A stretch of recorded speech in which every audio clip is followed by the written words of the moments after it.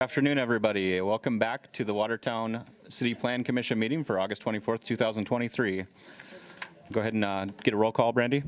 All right, Spire, Here. Dargis Johnson. Here. Ford, Here. Dolly, Here. Culhane, Here. Kays, Here. and Oletsky, Hanson, and Brink are absent. We have a quorum. Thank you, Brandy. Item 3 on the agenda is invitation for public comment participants submittal. So I believe we have a sign up here for items that are not on the agenda tonight that you'd like to bring up later in the meeting after the agenda items are completed. If we move on to item 4, the approval of the agenda, can I get a motion for that? I'll make a motion. Second. Motion and second. Any discussion? All in favor? Aye. Opposed? We'll move forward with the agenda. Approval of the minutes is next on the agenda, August 10th, 2023 meeting. Can I get a motion? So moved. Second. Motion and a second by Culhane and Kays. Any discussion on those meeting minutes? All in favor? Aye. Any opposed? That motion will carry. Moving on to the regular agenda, I just wanted to give a quick review of procedural items here before we move into the agenda items. So with the Plan Commission, all resolutions that we would act on this evening ultimately do go to City Council before they're finally approved. What we act on today is a recommendation for either approval or denial. So if we recommend an approval, it goes on to City Council. City Council needs only a simple majority to approve it. If we recommend denial, it takes a 2/3 supermajority of City Council to approve. So procedurally, that's how all the resolutions will proceed. Mr. Chair, do you want to address the I do. Thank you, Mr. Kays. So the last 3 items are tied somewhat together with the CL district and the definition changes. I would like to take a single public hearing for all 3 items and discuss in total, and then do 3 separate actions in terms of the resolutions. Okay. Are you okay with that, Brandy? Yeah. All right, let's move ahead into item 6A on the agenda. Okay. You ready for me to take it away? Yep, go ahead. All right, so this is, let me make sure that I have this right. Okay, this is the plat of DNR First Edition. And if you guys recall, we have been taking action on the rezone of the property on the northern part of Lou's Fireworks. So to bring it into conformance to the replat, let me pull that up so you guys can follow along. So this white, well, actually, let me just show you guys the plat because that gets a little busy. So this area of Lot 2 is what we have rezoned from I-2 to I-1, because then this area to the west is all zoned I-1, light industrial.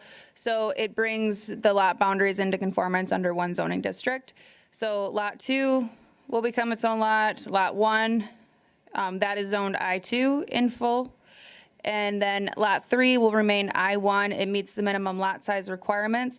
And then just because that it does have frontage to Highway 212, but because of access restrictions, then we had them include a private street easement and then have also included a private street agreement, just because each lot does need access. And that's why this one's unique, because it does front a public right-of-way, but there is a restricted access on there. So that takes care of that. And then in perpetuity, obviously today, Lot 1 and 3 are owned by the same entity.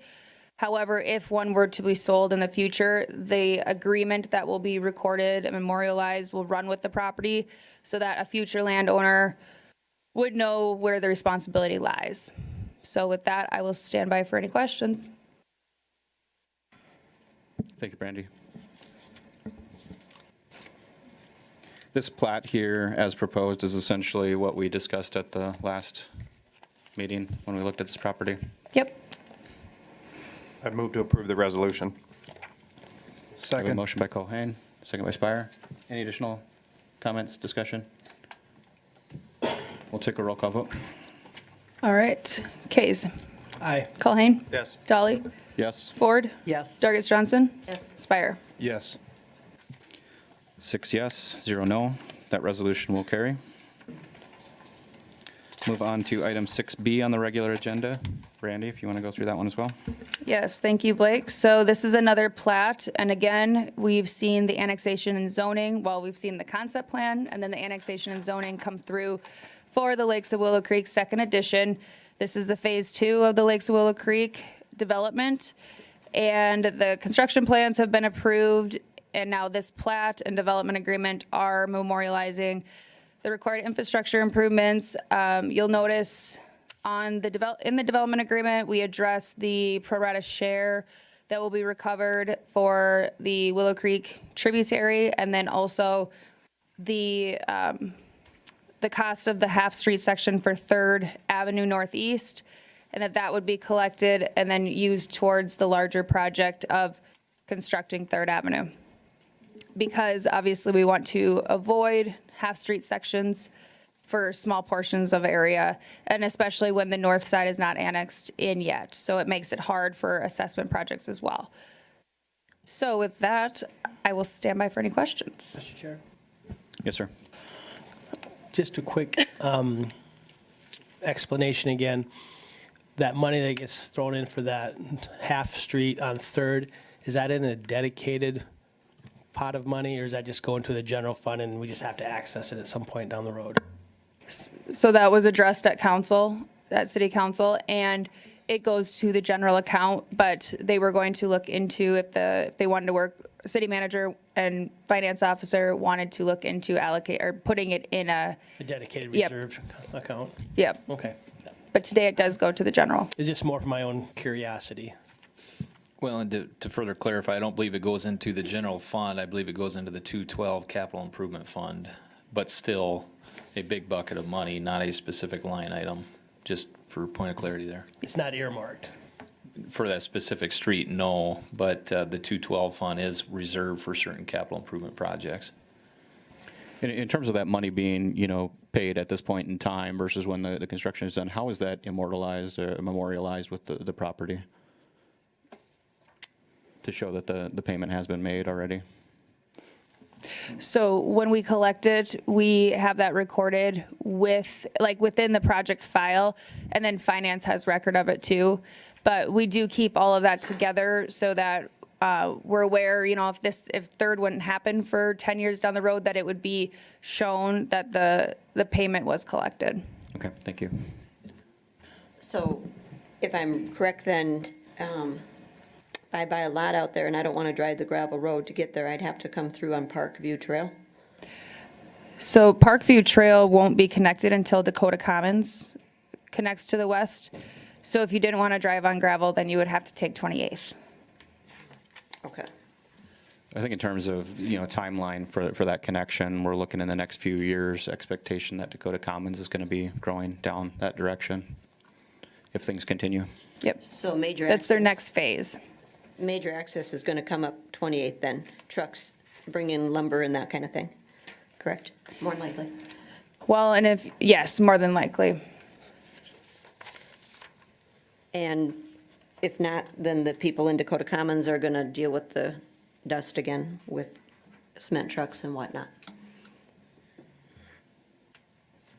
Yes, and we will deal with that. Dakota Commons too, they had the same scenario where Third is not paved, where they have developed either.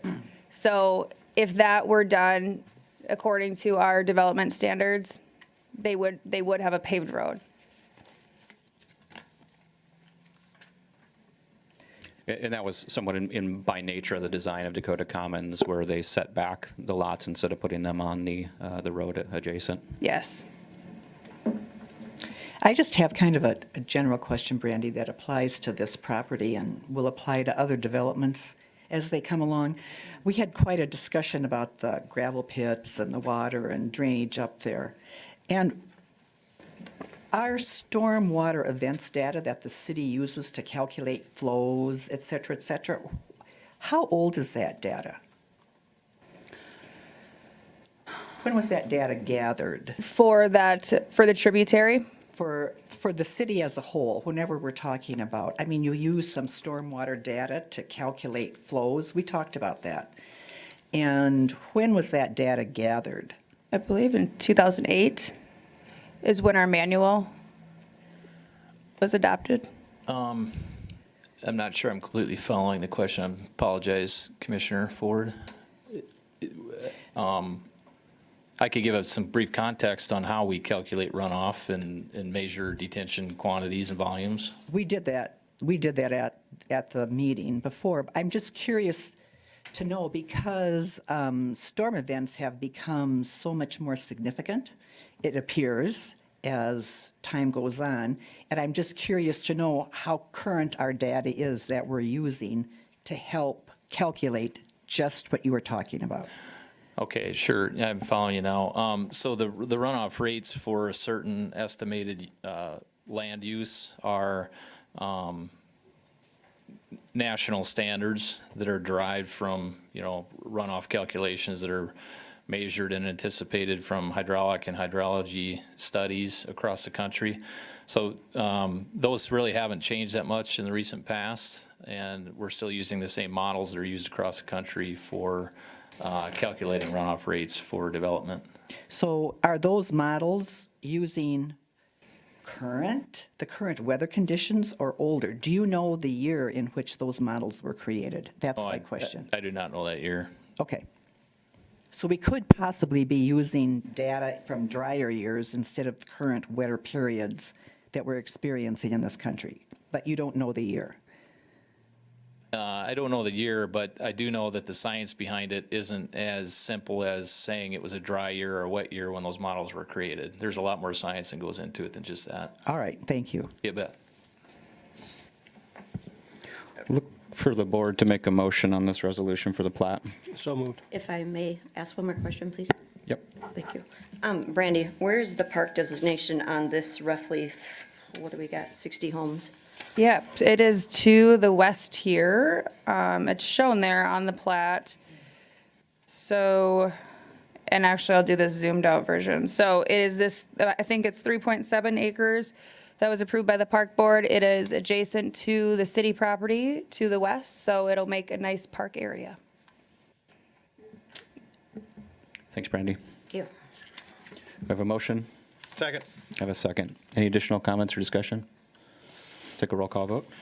All right, Spire, Yes. Dargis Johnson, Yes. Ford, Yes. Dolly, Yes. Colhane. Yes. Case.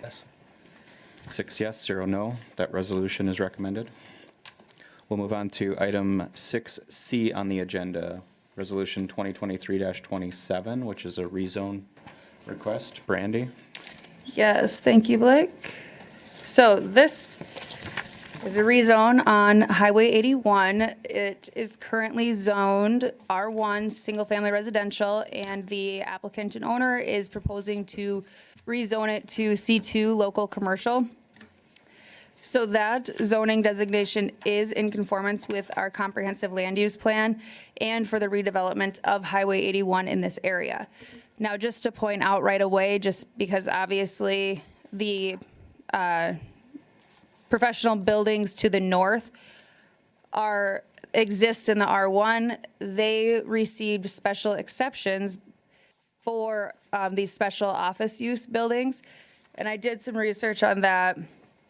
And they were granted in 1990, 1986, and 1999. So then we created a revision. So just to kind of field the question of why are we rezoning this? So the C2 district did not exist until 2004. And then now that it is in existence, it would have made more sense that these businesses would have been rezoned because it's directly adjacent to US Highway 81, which is an arterial route. And we still have the special office use building in our ordinance as a transitional option. So prime example is we heard it a couple years back where First District is currently located because you're jumping from commercial along the highway and then you're going to a special office use and then there are homes. I think townhomes or duplexes, but so it offers the transitional aspect still, and then it makes it very specific for what can go there. But I think that we need to be looking at redevelopment and the fact that this lot is not developed of what makes most sense along a arterial route and that we could utilize the C2 zoning. And I'll turn on the zoning here to show that in the area that have developed post 2004, we've utilized the C2 zoning. So with that, I will stand by for any questions. I agree with the factual statements that you made, Brandy, in terms of the timing. One additional caveat, I guess, that I would add is that while that C2 district came into play in 2004, it has been before this board previously requesting this exact action, and it was denied. What year was that? Since I've been on the board. I've been on the board for 10 years. The other thing I can also remember is that when that special office district evolved over the years, the reasoning for that was, I think your mother's office that was up there, the established residences that were immediately adjacent to this property to the west were very much adamant that they did not want to see other uses found in a highway commercial district, because that's all that was available at that time. So the compromise, my 30-year memory, and it gets flaky at times, was that was why that special offices was created, so that they would accommodate the need to have offices, but they weren't going to open it up for storage units or what have you. That would have been able to been done on the C3 zoning. So another correct. thing to keep in mind is that, and so then the special office use building was amended in 2009, and then that allowed it to go into R3 districts as well. And the reason at that time was that the ordinance change offers flexibility for development that acts as a transition between higher density residential development and commercial development on larger streets. So that's where, and then when you look at the comprehensive land use plan, and it says that it would be redeveloped as commercial, is where I mean, C2 seems like the better fit. And Yeah, then, I generally agree with that in terms of, blank slate zoning here and the way that we try to do transitional zoning. I mean, this particular neighborhood, though, has some complexity to it in the terms that it was developed, without a road separation. It was developed and master planned with the R1 district as represented there. It's different than the areas further to the north where you're coming in with a blank slate and applying the zoning designation to it. The other interesting thing that we've got to contend with when we look at the reasoning why we need to change it is many of those buildings that have been built in that C2 area would fully comply with the restrictions that we've got for the specific office use. right, and so, but a lot of the permitted uses in the C2 district are quite non-intrusive. And so, but it does allow other uses, and this is not, the intention is for the current owner to be able to offer or build an office building there for his real estate business and then have other tenants. But it's really just, it allows some flexibility. And they would have to come back to the board if they wanted to ask for any conditional use. But, and two, just, I mean, really, what is permitted in the C2 is very similar to what a special office use building is. The only difference with the special office building is that I'm not allowed to sublet. It has to be just my own business. Is that what you're saying? Or that's I don't not- think that's, So they could do what they wanted to do with a special office.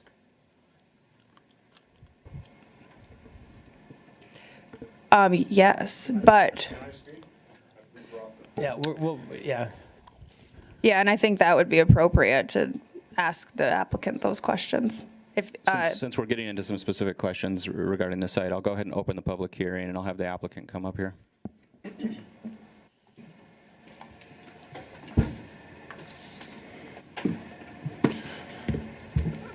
So the reason, we're looking for. Sorry, sir, could you state your name just for the record here? Greg Hofteaser. Thank you. Yeah. So the reason is the reason that the property hasn't sold for the last umpteen years is basically, people come to us and say, oh, and what's it zoned? And we tell them R1, and they pretty much walk away. It's single family. And they don't want to, come up and go through the hoops of getting it rezoned, and if they can, and maybe they can, they want to know, they come to it thinking, well, it's on the highway, we can build, even if it is an office for a chiropractor, we tell them it's R1, and they pretty much have walked away. We've had it for sale for 20 years, at least.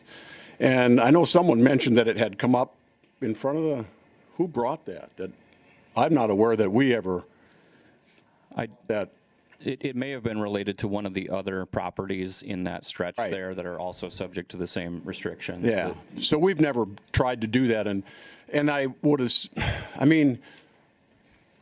so if we build in today's building costs, $1 million building there, and we're really limited to office use, without at least a few other options for tenants, it's just a lot larger risk, and it's frankly something I don't know I want to do or anybody else has really expressed an interest in doing because you're so limited to your tenants. It's kind of a big risk unless you found one tenant that wanted to build a 4,000 or 5,000 square foot building and take the whole lot, but we haven't been able to do that in 20 years. So, and I certainly have gotten the indication that there isn't anybody who wants us to put houses up there. So I don't know what, we don't know where else to go then, I guess.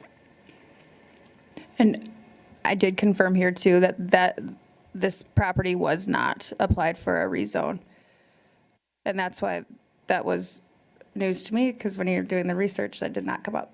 Yeah, it definitely could have been one of those other properties there, Brandy, but we did have extensive discussions up here at some point during my tenure. So what's the size difference on C2 and special office as far as the building size that can fit on that lot? So I mean, do you see setbacks where are I'm coming with that? setbacks are greater in the C2 district than they would be in the R1, because that is still what they would. No, I'm saying between the special office use and the C2. What's the Yeah. difference there? So there aren't setbacks because it goes by the district, not the use. So it still would be zoned R1.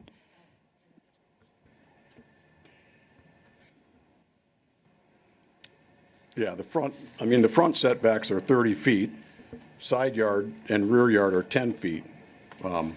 That's what the ordinance reads. So we haven't, we haven't spent any time or money, designing. So if anybody has, I can't answer anything. This is the first step, and again, it's been for sale for 20 years. We've had quite a few people approach us, and you tell them it's R1, and they just kind of roll their eyes and go, wow, and walk away. So, I don't know what else to do short of maybe we've got to put a couple of houses there. We got, just not doing it. We pay to mow it and pay taxes on it. We got to, it's time to make use of it, so. So you intend to use this for your personal business? That would be, if we get the zoning, yes. I would, the plan would be to build a building. We would take a small footprint of it and move our office up there and condo, have another 1, 2, 3 tenants, depending on the size of the building. Again, we haven't spent any time or money because this is if we can't get this, then it's a moot point. And if I could add too, when we think about our comprehensive land use plan, and even just hearing that of what is more appropriate in this location, is it adjacent to Highway 81? Is it single-family homes or is it commercial? Mr. Chair, Yes, sir. have we had any neighbors reach out to the board or reach out to the staff? No. I did see somebody in the back, though. I haven't reached out, but I live, Oh, one second. If you want to come up here. Okay. We may have some more questions for you, but we'll have the other member come up. And then you can take a seat here and then just introduce yourself. Yeah, we'll just get your name for the record, please. my name's Megan Norgard. I live immediately to the south, right on the corner of 12th and 81. And I know we're very concerned if that turns into commercial. We butt up against 81, but it's pretty quiet. There's not a lot of traffic. I would be concerned, about noise pollution, light pollution. I have a little girl, she plays in our yard, and if there's a lot more traffic, that's the side where the like the side of my property where it meets the alley is where she plays because we can't have her on 81. And I know if we would ever sell our home, I feel like that would decrease the value of our home if it was commercial. Brandy, Mr. Chair? Yes, sir. Yes. If this was to develop commercially, whether it be a special office or a C2 use, there would be screening requirements adjacent to those residential property, her property to the south? That's correct. What sort of screening would be in place then? I'll defer. Per ordinance, it can be fencing or vegetation. Okay. And so when there's parking lots adjacent to residential properties, that's when that is required. Okay. Light spillage as well is also Yep. regulated. Yep. Okay. What about noise? I know we get noise from across the street. There's the dentist's office. And at 7 a.m. every single Thursday, they come and have their trash dumped. And I get why they do during the morning because they can't have the trucks in there during the day. But what about noises like that would travel through? Well, yes, so there are ordinances against noises as well, but everybody does need to have their garbage collected. Absolutely. It is unfortunately one of those things. I lived on 81 for 15 years, and you kind of get used to the noise of the highway. Living on the highway, you almost get blind to it to some extent. But it is a challenge when you're in close proximity. Then my other question is for those like light barriers and stuff, my daughter's room faces that direction. What's gonna stop the lights and the noises and stuff from getting all the way up there and waking her up and keeping us up at night? Yeah, and that is the principal purpose of why we have the regulations covering the shoebox style lighting, so it's down facing versus out towards the neighboring residential, as well as the type of screening that we I have. would imagine you'd have more light spillage from the Cowboy on 14th than you would from this facility. We actually have trees placed strategically, so from her room you can't see it. So, That's probably a good call. yep. My other thing is it's kind of a huge loss of privacy. There's going to be a lot more people in that alleyway. There's going to be a lot more people next door. And, you know, we bought it knowing that that was a residential lot. And now it's changing to commercial. And that, you know, that makes it a lot more difficult. Your privacy kind of goes out the door. Brandy, because there are single-family houses to the west, screening could also be required on the western boundary adjacent to the alley as well? I'm asking. Yeah, yep, that's correct.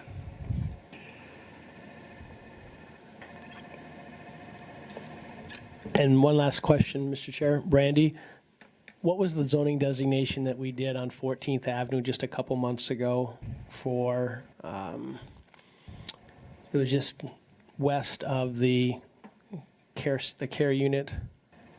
Somebody wanted to, Oh, was that a C2 zone there that we did on 14th Avenue? yes, By the church? yes. Thank you, ma'am. Thank you. I do have the public hearing open. Is there anybody else that wanted to speak?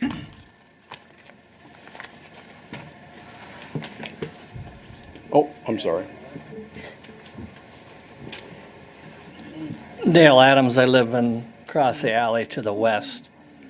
Guess I'm concerned with the same things as far as traffic, what would be allowed on the alley as far as access to that property, how much that would increase. Guess I'm worried about the noise and the light. There is some light from the building to the north. He didn't, I don't know if he had problems. He put up a big floodlight though that does shine right in my window over there. I know my wife isn't crazy about the idea either of a commercial property there.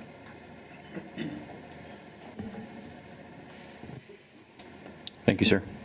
And we do have a little foot traffic during the day when we're not home. And the alley right there, is not maintained very well.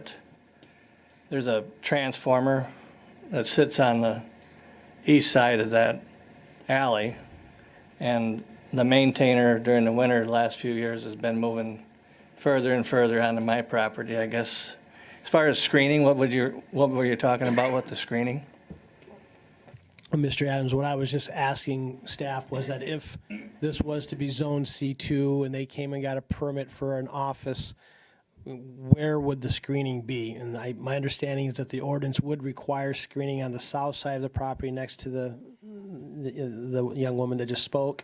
And there would also be screening could be applied on the west boundary adjacent to the alley that would face your property, Where there's a parking lot. where there is a parking lot. Not, maybe not the whole stretch of it, but if that's where the parking lot was, then there would be screening there. Yeah, and the only other thing I'd want to say is, if it is allowed, what businesses would be there, of course, and in the future use, if they were to. So the permitted uses in the C2 would be a neighborhood retail establishment, an automobile parking lot, bank or financial institution, service establishments, public utilities, which serve the resident population, office, building, recreational use, recreation facility, religious institution, or a medical cannabis dispensary. However, that is not allowed there because of the residential properties there. So that's why we have the permitted special uses after the medical marijuana. The school is too close, I think, for that reason. Well, and residences. And residents too. So that's a no-go. And then any of the conditional uses listed below would require specific requests and approval. And you Correct, would- and that you- would go back to the Board of Adjustment, and then property owners within 250 feet of this property would be informed. Yeah, that's similar to the process we witnessed here just before this meeting started. Thank you. Thank you, sir. Mr. Hofcheezer, have you considered something besides a different level of residential, to put an apartment building there or build a house there? What's your thought process for that? Well, I'm glad you brought that up, and I respect the concerns. I mean, I understand, I'm in the business, so I respect their concerns. I would, talking about her children playing in the alley, I would say if we put houses there, because if you put commercial there, or an office, or a chiropractor, or a dress shop, or a coffee shop, they're gonna come on the highway, not through the alley. If I build houses there, they're gonna come in the alley because the DOT will not give you a curb cut to have a garage come off the highway. So you're gonna have more traffic in the alley with residential. That's, that makes sense. The lighting, I know they make the lighting today for commercial spaces with very little light pollution, directs the light exactly where you want it. You get a neighbor nobody can control your neighbors, we all know how that works, but you could get a neighbor with a spotlight that, you can't control.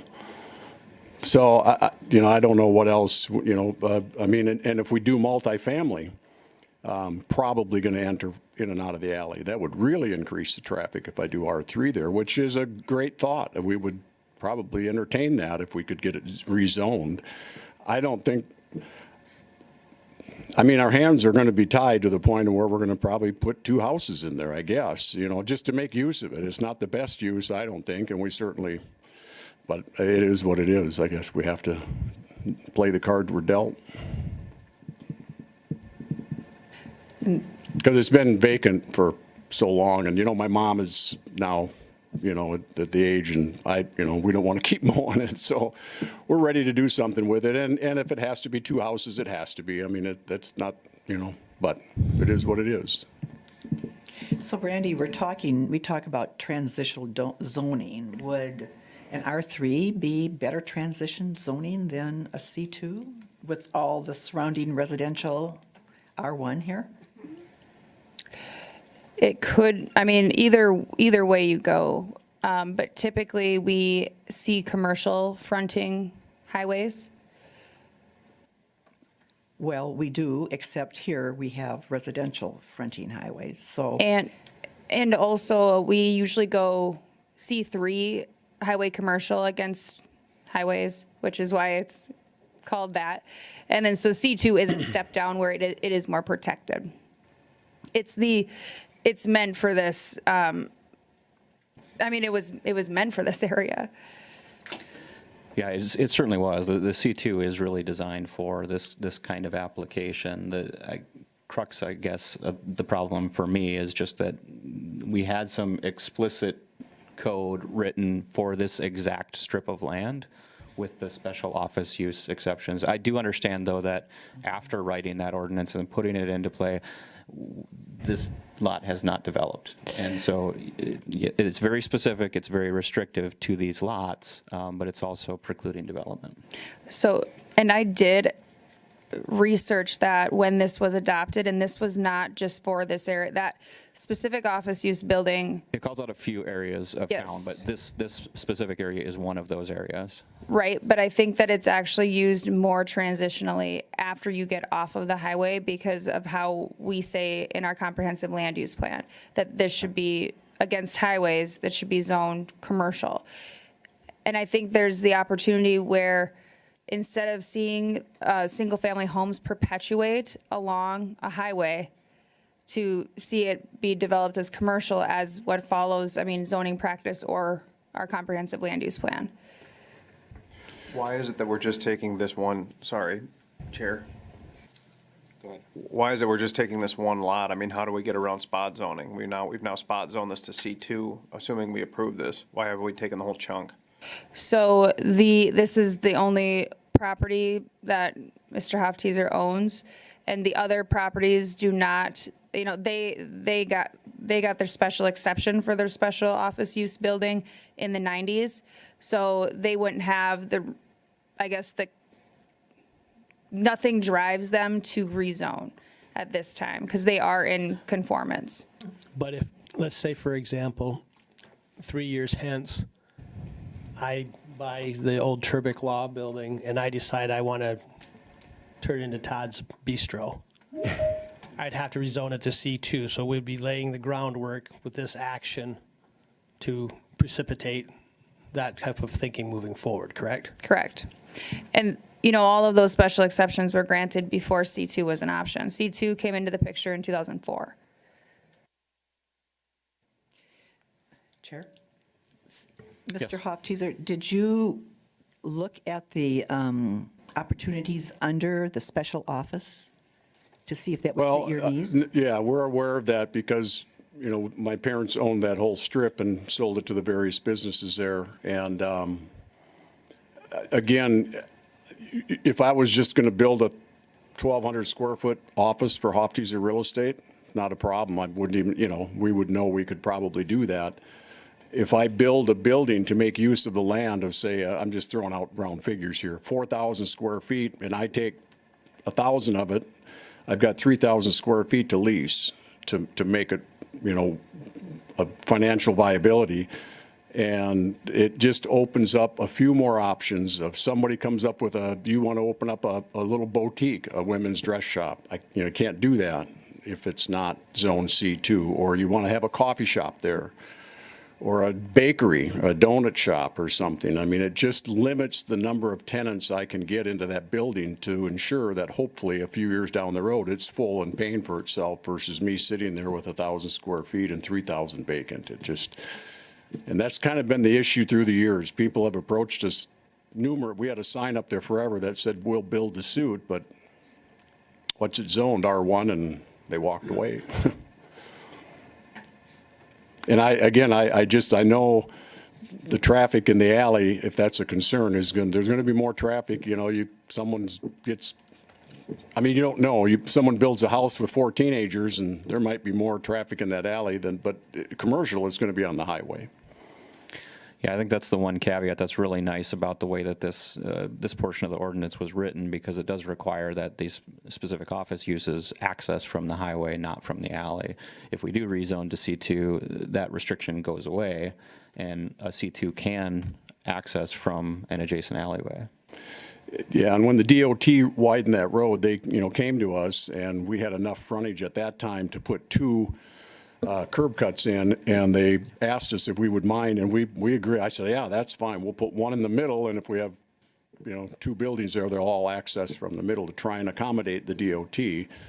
So we're, and again, if our office is there, I'm looking to the future, more of the third generation. If he's going to have his office there, of course, and I realize there are other uses and anything can happen. Someone could sell the building down the road, but we're not going to try and do anything there if our business is there that's going to be detrimental to, it would be a very nice building if we get a chance to build it. But again, I understand the concerns.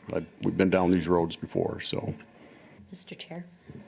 Brandy, do the other buildings that we keep referring to, the commercial next to this one, do they access the alley at all? Or are they only facing with the driveway to the east? Looks like two of them do, but then these have, I'll turn this zoning off so you guys can see that better. But this has a shared driveway, so they could access the alley. Okay, but if we were to approve this, could we not say that there can be no alley access, or can we not restrict It's them just a from rezone. doing that? Just a Oh, just rezoning, so Greg, But, I I have mean, to ask you to not do that. but- You've got a use on the very north end that uses the alley all the time, because if you haven't been to a funeral lately, it gets used a lot. Right, I was curious if the other buildings used it, so.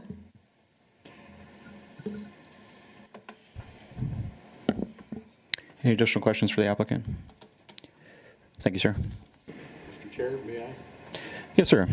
Welcome your opinion. Thank you.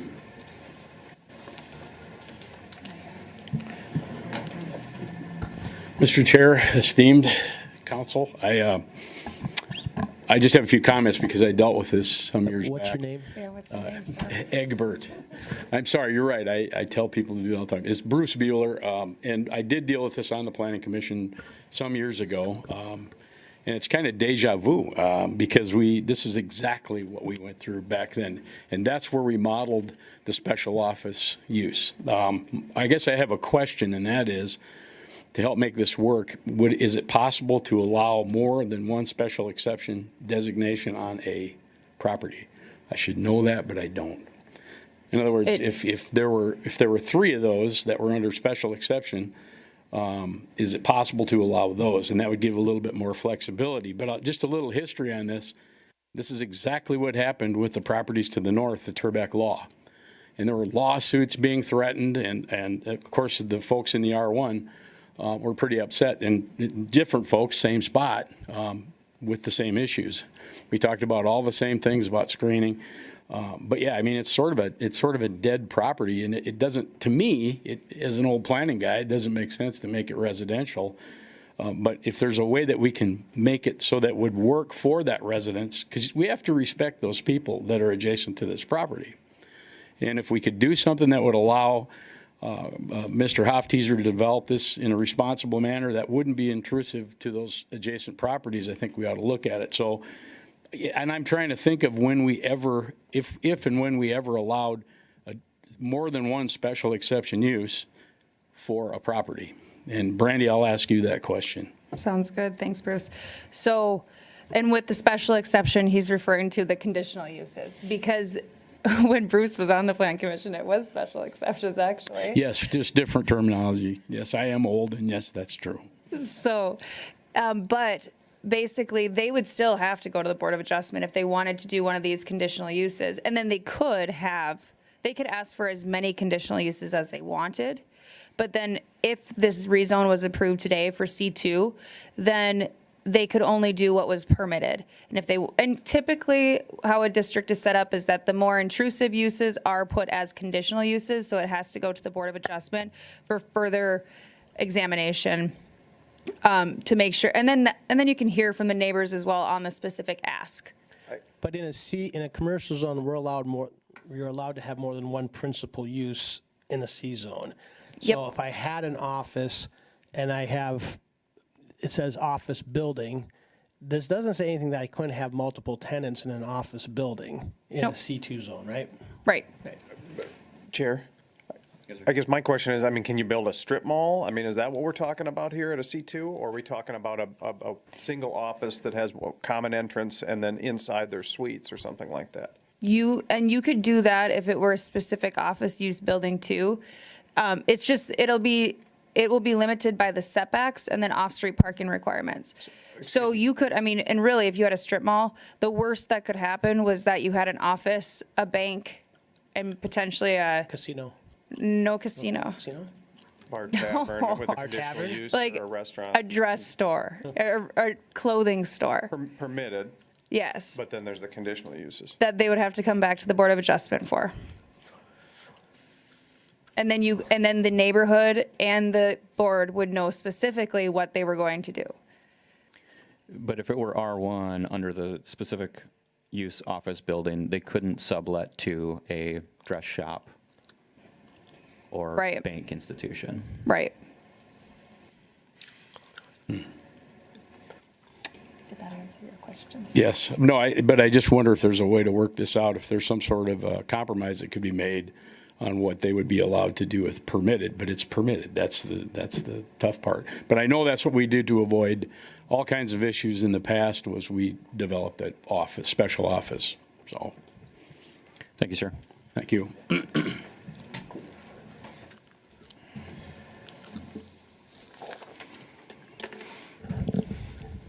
I'll close the public hearing at this time. Mr. Chair, Mr. Case? make a motion to approve. I'll second. A motion to approve as presented by Kays, second by Dargis Johnson.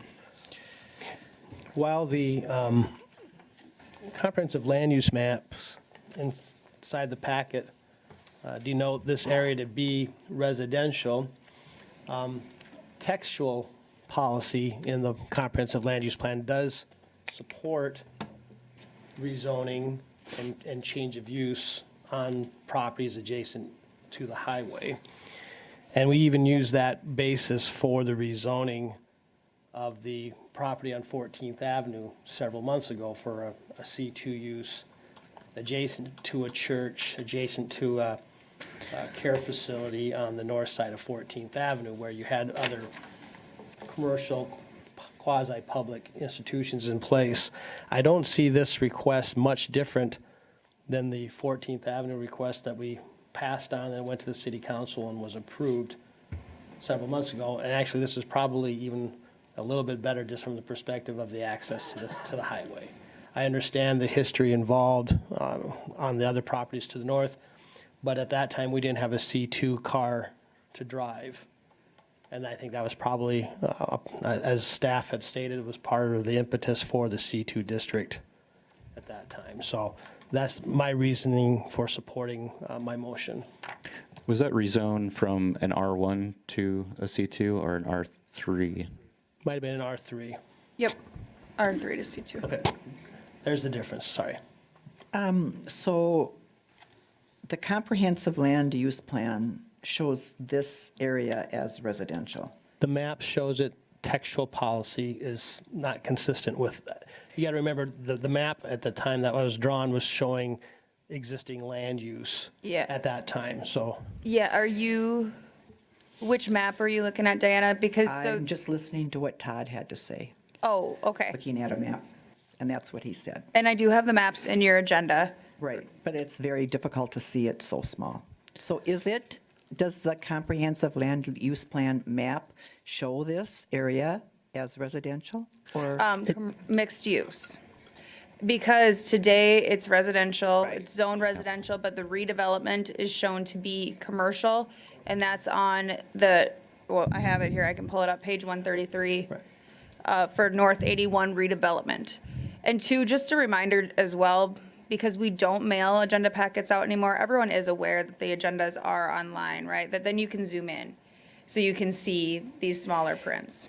we'll maybe talk about that in new business, Brandy, but not for now. So you're saying the land use plan shows it as being mixed use, not residential. That's correct. Correct. All right. Yeah. And here, I'll show you, there is the hatching. And then up here, it shows commercial/residential. And then when I go to the other, now this is the future land use for the general land use. And then for the specific land use is when it shows mixed use. And I'll get that zoomed in here. So pretty then you big- can see that It's a pretty hatching big there. document, and there's a lot of different maps. So there's maps that show the actual zoning designations, there's maps that show the actual usage and the expected usage. And as Todd said, the textual language goes into a little bit more detail than what you can see in the map, right? So it talks about what the existing types of usages are and what the foreseeable usages are in the future as well. And that's where it does talk about some of that redevelopment and the push towards commercial on the highway. I guess we see commercial up along 81. This is nothing new. That's mixed in with residential all the way down to 81, all the way down to where we just have a campsite. Well, Doesn't matter. but you also remember in the land use plan, though, we do talk about not redeveloping the core of 81 south of Third Avenue just because of the limited amount of access. So this is a little bit of a different situation. And so this is the specific map in the comprehensive land use plan that shows the commercial redevelopment in residential. Because we know that when these single-family homes developed, the highway, wasn't what it is today. So as we've grown into the highway, these houses need to phase out. It's typical planning practice that you have commercial next to an arterial, and that we would not want residential to perpetuate. And the expected vehicle that we've tried to apply is this specific use office building. However, it is not actually developed. So that's kind of the crux of the question. Well, that's my question. My second question is, how do we rationalize that? So I'm not sure where the idea that we developed that, the C2 did not exist. Right. So this is the specific office use building is a way to make transitional uses between residential and commercial. I was party to the drafting of this many moons ago. I saw you in the minutes. Yeah, thanks. A lot of And- it comes out of these particular lots right along Yes, here. and it was basically what was happening with the Turbac and then the funeral home that was going to be constructed up there. And it was a way to assuage the fears of those people, because the only tool we had was the C3, and no one wanted to put C3 along the back of those people's houses. And so Yeah. it morphed over time to creating a C2, which would allow us to have more non-intrusive commercial uses adjacent to a highway that was also buffering or in close proximity to residential uses. And the land use plan, shows the initial use as being residential, but transitioning over time. And as I said, the textual policy that's in that document would support this. Mr. Chairman. Do we have a second, by the way? Sorry, I just want to make sure. Yes, sir. I just wanted to maybe bring this back full circle and emphasize the fact that the applicant has asked for C2 rezoning of this parcel. If the board were to find it more favorable or want to deny this and make recommendation that they come back with a conditional use request for a special use office building, that would be the board's prerogative to do so, but maybe just would steer the discussion back to the ask at hand, which is the C2 rezone application before the board. So we have a motion by Mr. Kays, second by Dargits. Is there additional discussion on this? Chair? Yes, sir. I guess I have conflicting thoughts on this. One is it doesn't appear to make any sense for it to be single-family housing, right? Because you can't access it from the highway. It doesn't probably make any logical sense for it to access off the alleyway as single-family housing. There, on one hand, on that same hand, you've got commercial to the north and to the south of it. That's roughly these office spaces. On the other hand, there's been a tremendous amount of consternation about these lots going back till since I was a small child. I remember these quite heated matches, I think, in my kitchen, in my parents' kitchen. This was, again, predates any of my involvement. I was a child, I think 25 years ago.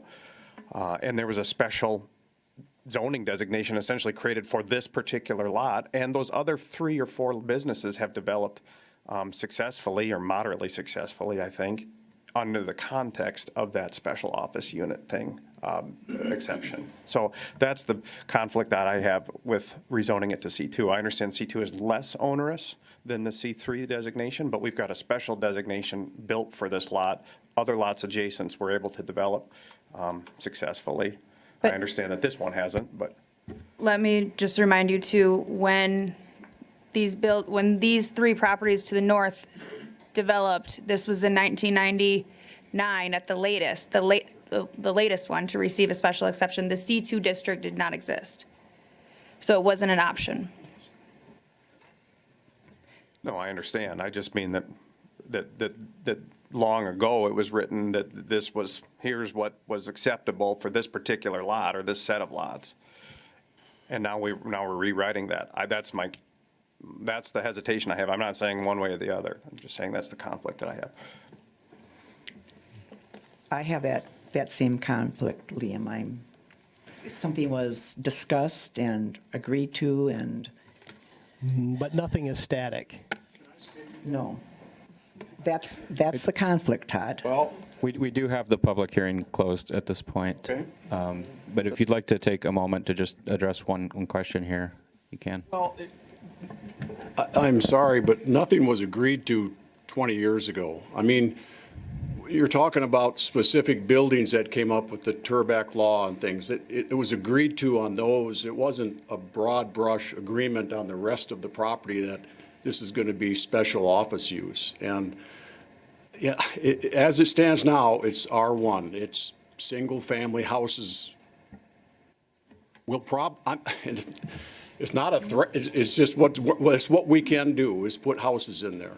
And that's what we do. We do build houses, so that's where we're at. I don't know what else to say, but I just wanted to correct that, because it was not agreed upon by anybody other than those specific buildings when they brought up wanting to build those specific buildings on that one piece of property. And when that, Get that input. when that ordinance was developed, it was specific to those several lots.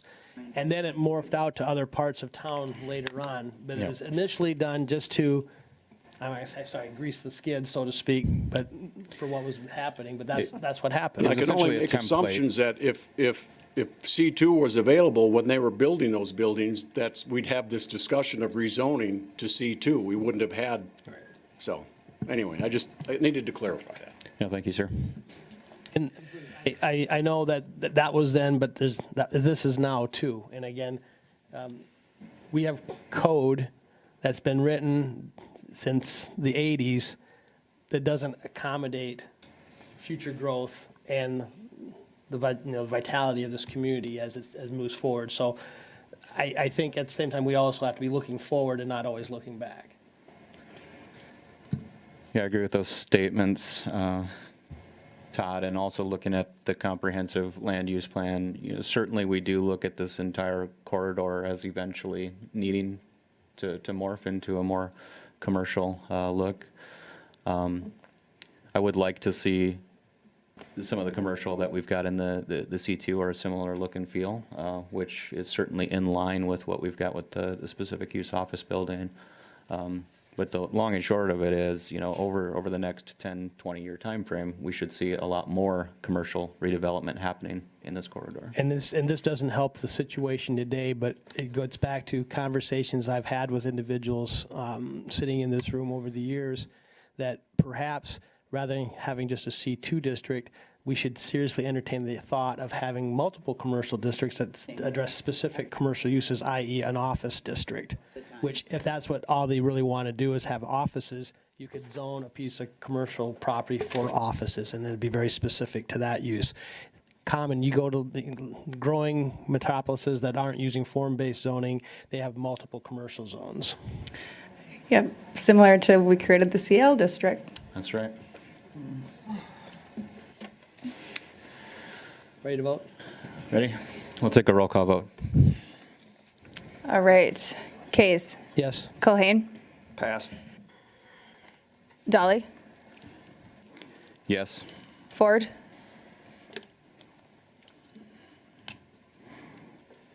Yes. Dargis Johnson, Yes. Spire, Yes. Kohane. Yes. Carries unanimously. that will move forward to council with recommendation. Move on to items 6D, E, and F. As I stated earlier, I would like to do a single public hearing on these, Brandy, so I might have you go through and present the details from each collectively before we open any public hearing. Thank you, Blake. So I'm actually going to hand it off to our city manager, Amanda Mack, who's going to give us some history and background, and then we can get into the specifics. Sounds great, thank you. Thank you, Mr. Chair, for the opportunity. I wanted to provide a little bit of context to the considerations that you're going to take up this evening on how, as a council, we came to bring these to you. About a year ago, there was some conversation amongst council members that they felt that the CL district really needed to be taken, to have a look taken at it. There appeared to be some confusion around what is actually allowable in this district, how development happens within this district, perhaps some concerns that the district is maybe too comprehensive, allows too much. And so after a course of numerous conversations, both internally and in public work sessions with the council, there was a coalescing, I don't want to say a majority or a consensus because there are 7 elected officials and, well, they will attest, getting them all on the same page with the same thing is sometimes a little challenging. What they did coalesce around was we need to have the Plan Commission look at this. And what Brandy is going to describe to you all are some specific permitted uses that continue to come up throughout discussion as points of contention or confusion that we are recommending be moved to conditional uses. And perhaps there are some definitions that could be tightened up a little bit to make them more specific to lake properties. So that's where the council was at. I can tell you that I think that there are some on the council who would like amendments to go further, and there probably will be additional conversations throughout the course of the next several months as we continue to work on this, but wanted to bring where we had coalescing to you all for consideration because we have to start somewhere. So with that, I will stand by for any questions, but you likely will want to hear from our Public Works Director or our Community Development Manager. Thank you. I can. No, you can sit right here. Well, then you can store here. Okay. So then I can scroll through. Thank you, Amanda. So I'll go through now what the specifics are. So we're looking at, now these are all in relation to the CL Lake Commercial District. So because campgrounds they were a permitted use, we're moving them down. We're also going to be moving them down to conditional use. We are going to be looking at that ordinance amendment and then also the definitions, as Amanda had referenced. So the 3 uses that were permitted. And Brandy, let's maybe just reiterate again, I think, because we've been through a few of these now tonight, but everybody's probably aware, but permitted uses you could do procedurally through staff. So if it's a permitted use, it's administrative. You Yep. come into the office, you say, I want to do this use. As long as you're complying with the ordinance, you can do the use. If it's conditional use, that has to come before the Board of Adjustment, which was the first acting that we did tonight here. We reviewed that application specifically, that conditional use request, and determine a yes or no on whether it's allowed. Yes, thank you for that, Blake. Mr. Chair. Yes, sir. And if I could just provide some high-level context here, there are 3 actions being considered tonight that Brandy's about to explain. The first one is amending the formal CL zoning district that's in Chapter 21 of City Code. The second action will be amending the definitions that are part of the CL, that relate to the CL district use. And then the third action item will be looking at the campground section of our zoning ordinance that also relates to the CL uses. I just wanted to make that clear. There were 3 separate actions. Those are generally what they are, and then Brandy can explain them in more detail. Yep, thank you both. Yes, thank you, Heath. So when we're looking at the CL district, and and this was approved in 2020. And then just as we've seen it applied, these are the actions that have felt more intrusive and that have limited its usability. So we're moving campground, storage shops, and apartments from a permitted use to a conditional use. And I will say, in going through our definitions in different districts, convention center and banquet facilities wasn't necessarily discussed, but it's just put out there for your consideration. And that's just stuck in permitted use. That could also go down to conditional use in thoughts of like, you know, what Memorial Park has, something similar to that. And then, so now campground, apartments, and storage shops would be a conditional use. And then we also added boat repair shops because previously, and this is where it was redundant. So the definition for retail establishment included auto body repair shops.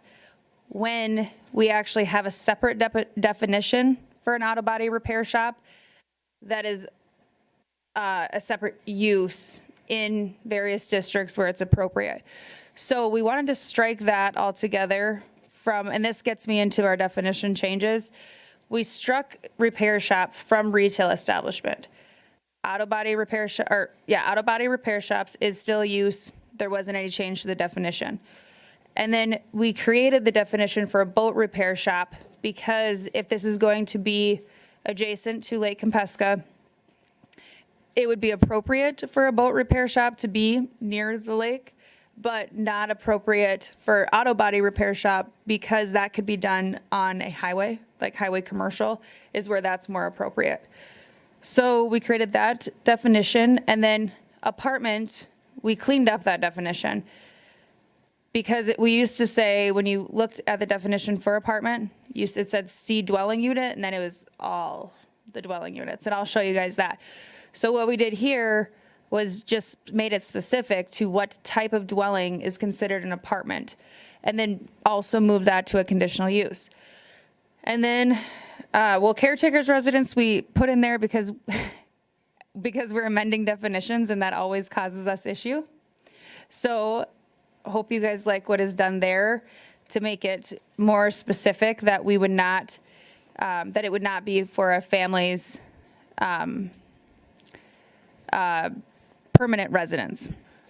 That it would. Just to emphasize that, Brandy, that caretaker residence definition amendment has nothing to do with the CL district or its use, correct? Correct. So just for point of clarity there. So these definitions are shared across all of Chapter 21, which covers all zoning. So these definitions apply to all of these businesses throughout the town. Precisely. And trust me, there are a lot more definitions that could have been fixed, but just because we've talked about caretaker's resident, and every time it comes forward, so I figured if we're doing a definition amendment, we might as well fix that one as well. I do have a question in relation to that boat repair shop then, because that's been broken out now. Does that mean that we also need to add that use in areas like a C3 as a named use because it's defined?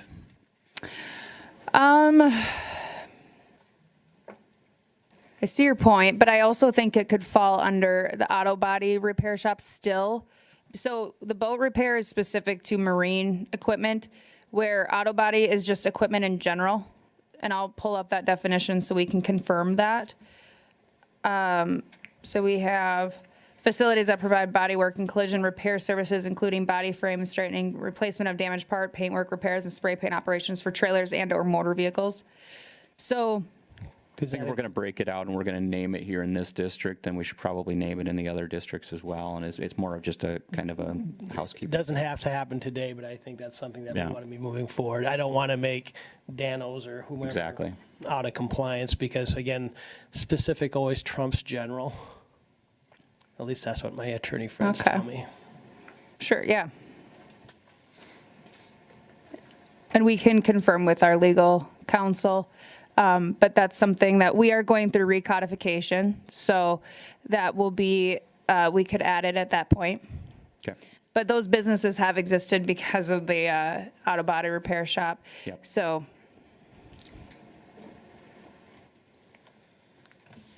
Okay, then we have Service establishment, that is just cleaning up that definition because otherwise it said establishments offering a wide range of personal services. What does that mean? Yeah, so it just a type of business that primarily provides services to the public rather than selling goods, laundry, hair salon, barber shop, etc. So, and actually, I feel like that definition was even more redundant. Let me just look at it how it is in the ordinance today to make sure. Okay, establishments offering a wide range of personal services, yeah. So that one was just clarifying it.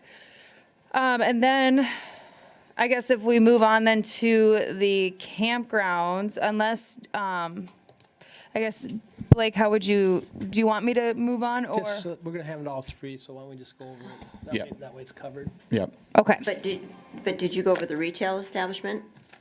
Oh, retail, we just struck the repair shop. Otherwise, it stays the same. Okay. And that's staying as a permitted use. Because too, what we have to think about is, so what should be allowed as a permitted use in a commercial district? And so what the uses that we took out were the ones that seemed more intrusive. Now, I'll just say, I mean, campgrounds do seem like they would be near a lake, like they typically are. But I think that the fact that it could be intrusive is why if it goes to the Board of Adjustment, that neighbors are informed and they can have greater consideration for what is taking place there. Stuck right there. Sorry. So you listed out a bunch of ideas under retail. That's how it exists today. So the only thing that changed is Okay, so why are we not cleaning that one up? We're cleaning up other ones. So why do we list, yeah, even on a retail establishment, why is copying services something that was thought of as a business? Again, this is a formal definition that applies throughout Chapter 21 ordinances, so anywhere retail establishment is allowed. That's why this definition has such a broad list of uses associated with it, and some of them are antiquated and old just because of the date of the definition. Well, but that may doesn't, come into play. if you struck all of that stuff, doesn't other miscellaneous services cover that, Heath? it does, it just provides more examples. Sorry, Heath, you answer that? Okay, I just was kind of scratching my head on that one. Okay, we'll go forward. Thank It's a great point that I think could be made for a lot of antiquated language throughout the zoning ordinance. That there are a lot of examples listed that we look at and kind of laugh at because they're not even, we don't consider hogsheads and things like that today like we did back in early 1900s. But still those definitions and terms are used throughout the ordinance. So point well taken. And it could be something that we did bring up to date. But the main point of the amendment to the retail establishment was just to strike the redundancy of the repair shop. Because it was separately defined. Yes. And because then it allows, it would allow for a repair shop where it's like there's a separate definition for that. So a repair shop should be in the districts where it's appropriate. And a retail establishment should be the same. So that is the definitions that were proposed. And then, so the campground, clarifying here, so it's standard that a campsite, and this is within South Dakota, that it is 1,500 square feet in my research of other communities on the east side of the state. Minimum standard. I don't want to argue, but it's the minimum. Okay, yeah, so a 1,500 square foot, that would be a 30 by 50 space. And when you think about it, a camper at its the longest camper you really encounter is 35 feet and then 10 feet in width. So that is only 350 square feet. Got a pickup to pull it. You got a boat to park. You got a area where I've got my camping ring. You've got an area. The standards are generally about 10 units per acre is the conventional standard for planning a campground. Where does it state that? It's just national rules, national standards. Okay. And we'll get to this point. I don't have a problem. 1,500 is a good place to start, but I think we might be smarter instead of going 1,500, using on a density, the number of campers on the based on available land to put it on. Also is another way of approaching, but we'll get into that as we go into it. Okay, sounds good. Yeah, so I'll continue. Then we added, campgrounds are exempt from the requirement that loading area, parking bays, and access drives shall be hard surface with asphalt or concrete. Crushed concrete, recycled asphalt, or a similar all-weather surface material as approved by the city engineer are allowed for access drives in campgrounds. There was always confusion with how the previous language read, which is down below where it said, the access to public roads and highways shall be paved or surfaced in a similar material adjacent to the public roads and shall be approved by the city. So we clarified that to say the access drive within the public right-of-way from the public street to the private property shall be paved. Because then you're still getting your buffer before the vehicle is getting onto the public right-of-way, so that you are reducing tracking. But the campground itself is private in nature, and I mean, low speed limits as well. And then usually quite a bit of surface area.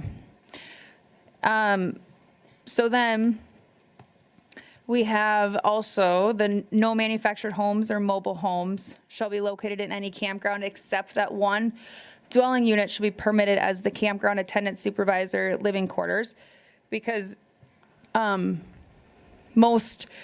it does really function as a caretaker's residence, because as we just really looked at earlier with the Board of Adjustment, but also Memorial Park does have an on-site supervisor, and it is I think a nice feature for assisting people in and out, but then also overseeing the property. So if one is allowed, that's the idea behind there. Otherwise, they are not supposed to be there for more than 180 days, which a lot of the times people are not, because camping is seasonal. And then, And in terms of just that- to finish this off, Brandy. screening should be, this is an addition, screening should be provided when a campsite is within 75 feet from the property line of an adjacent residentially zoned property. A minimum 6-foot fence or vegetative buffer with substantial size as approved by the community development manager shall be utilized for screening a campground.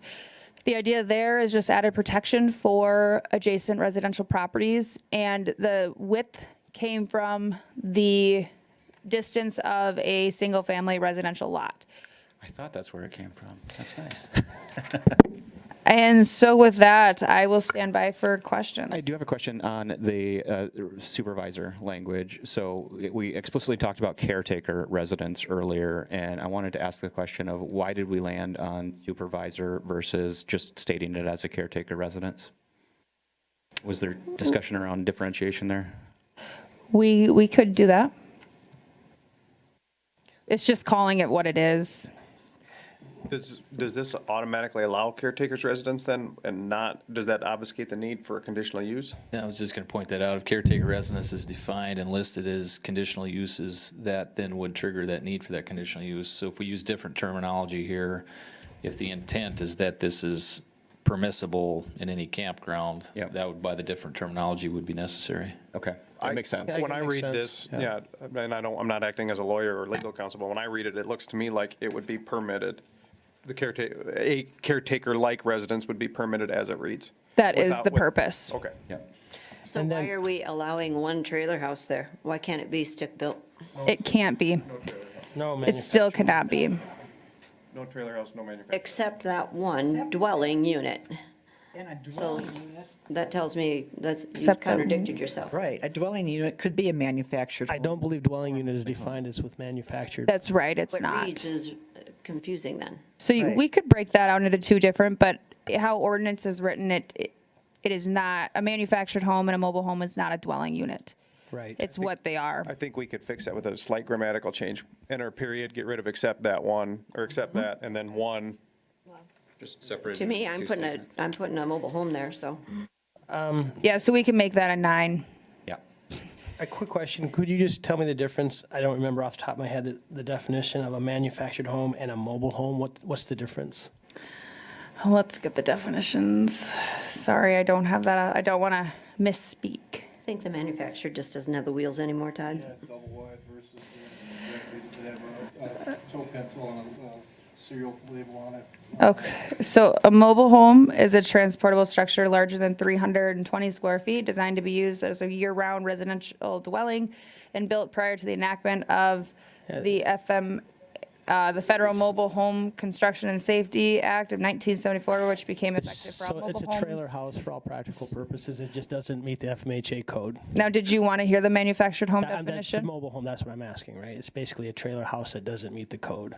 We're also saying no manufactured homes. Yeah, so then a manufactured home is a dwelling unit fabricated in an off-site manufacturing facility for installation or assembly at the building site, That meets the code. bearing a seal certifying that is built in compliance with the code. Okay. So you just defined a manufacturing home as a dwelling unit?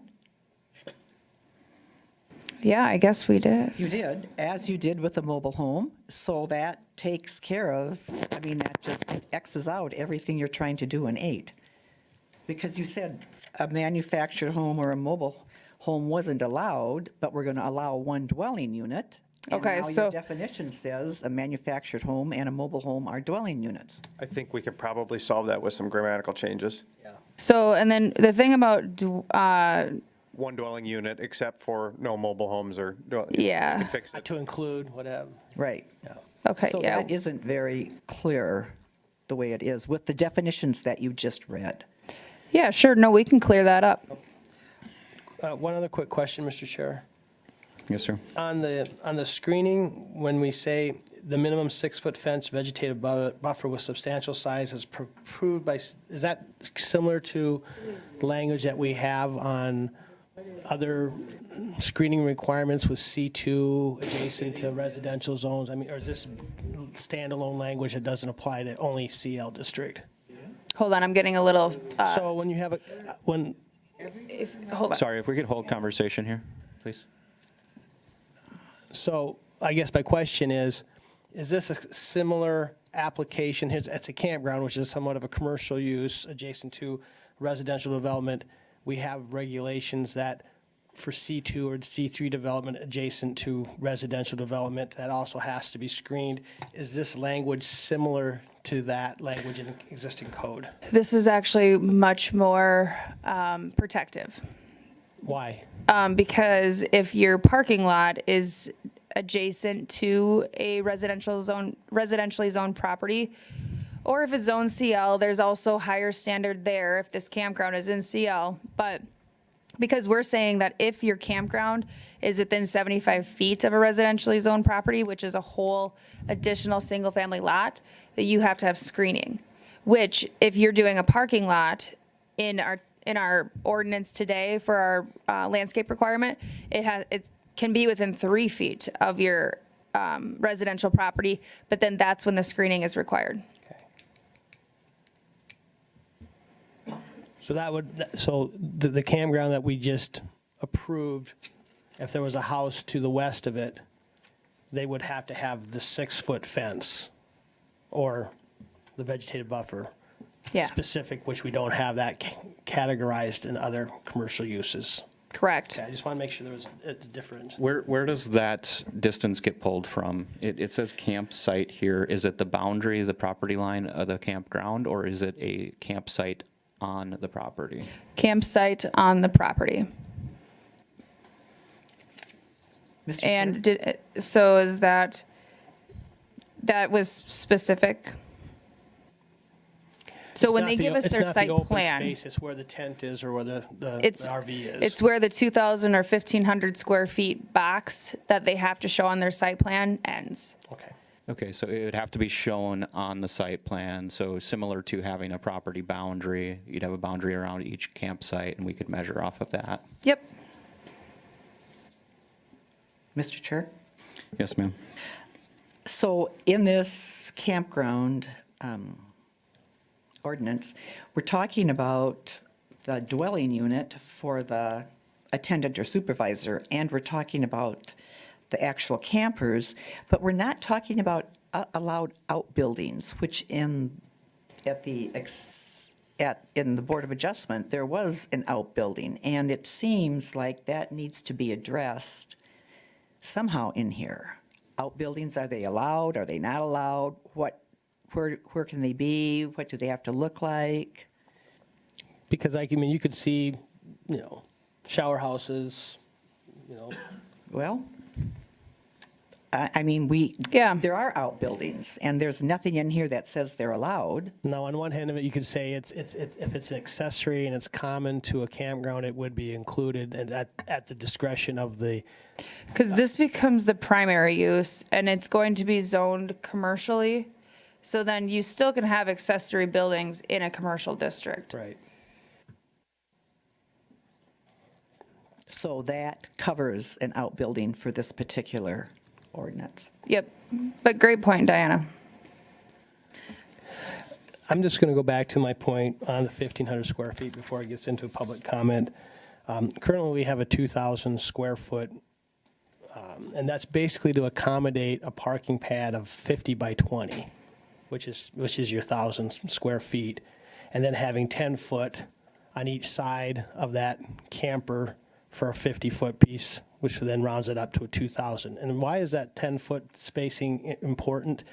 Primarily, all you have to do is go down and drive by Lake Ponset, and you can see how those lots are on less, some of those are on 1,200, 1,500, some are about 1,700 feet. Some of them you get up into Spildy's Edition, where a single propane tank that exploded took out about 27 campers a few years ago. Not campers, the campsites, not people. But I just think that 1,500, just for my own personal stand, is too small, just from a design standpoint. And that's fair enough. I was, in doing research, 1,500 is what came out for Brookings, Aberdeen, Sioux Falls. Right. So I completely fine. And the other thing we might want to consider is just also density, and that could be just the maximum number of campers per acre is another way of looking at it, if you want to make smaller or bigger lots, too. Another way of looking at it. Mr. Chair, one more thing. Yes. On the new number 10, Brandy, I guess I see a potential issue here where it says the operator shall make said records available to any city official upon request. Do we have a definition for city official anywhere?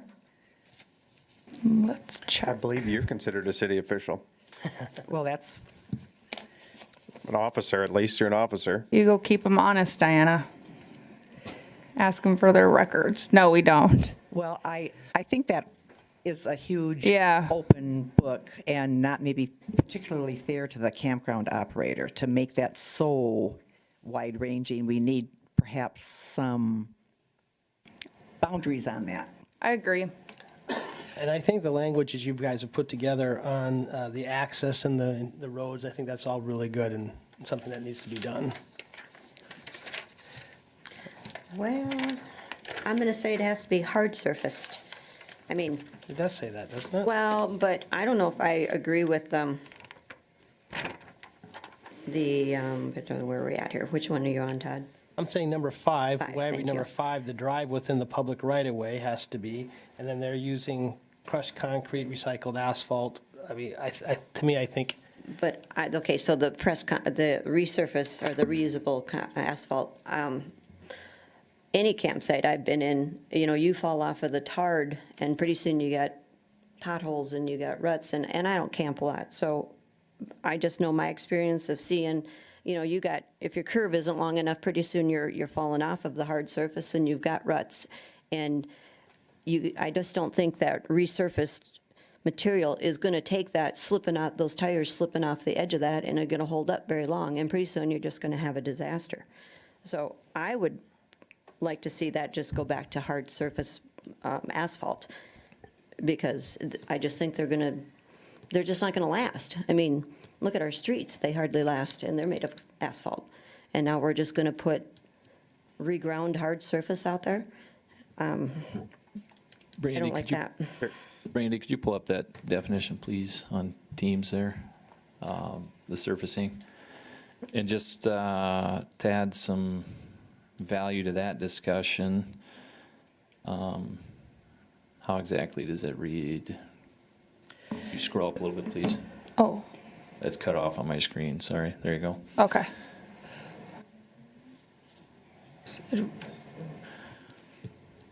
So the conflict we've had here is if you look at most campgrounds around the region, formal pavement like concrete or asphalt are sometimes used, but I'd say it's not typically the common surfacing that you would see throughout a campground for the loop that the campers access their camping pads through. But we didn't want to leave it as open as just use gravel necessarily either. So that's where staff proposed use of crushed concrete or recycled asphalt being an acceptable surfacing. And when those materials are used on top of some base course, they do pack in very nicely for a slow traffic area, a low traffic area. Campgrounds get traffic, obviously, but it's very intermittent. You know, it's heavy on the weekends, and you have very slow traffic rolling in and out of them. So to help prevent dust issues, those two alternatives we felt were an appropriate recommendation rather than the full-blown expense and formality of having asphalt or concrete. That's where that recommendation came from. And also, again, just looking at common practice where you go to any campground, what you normally would see.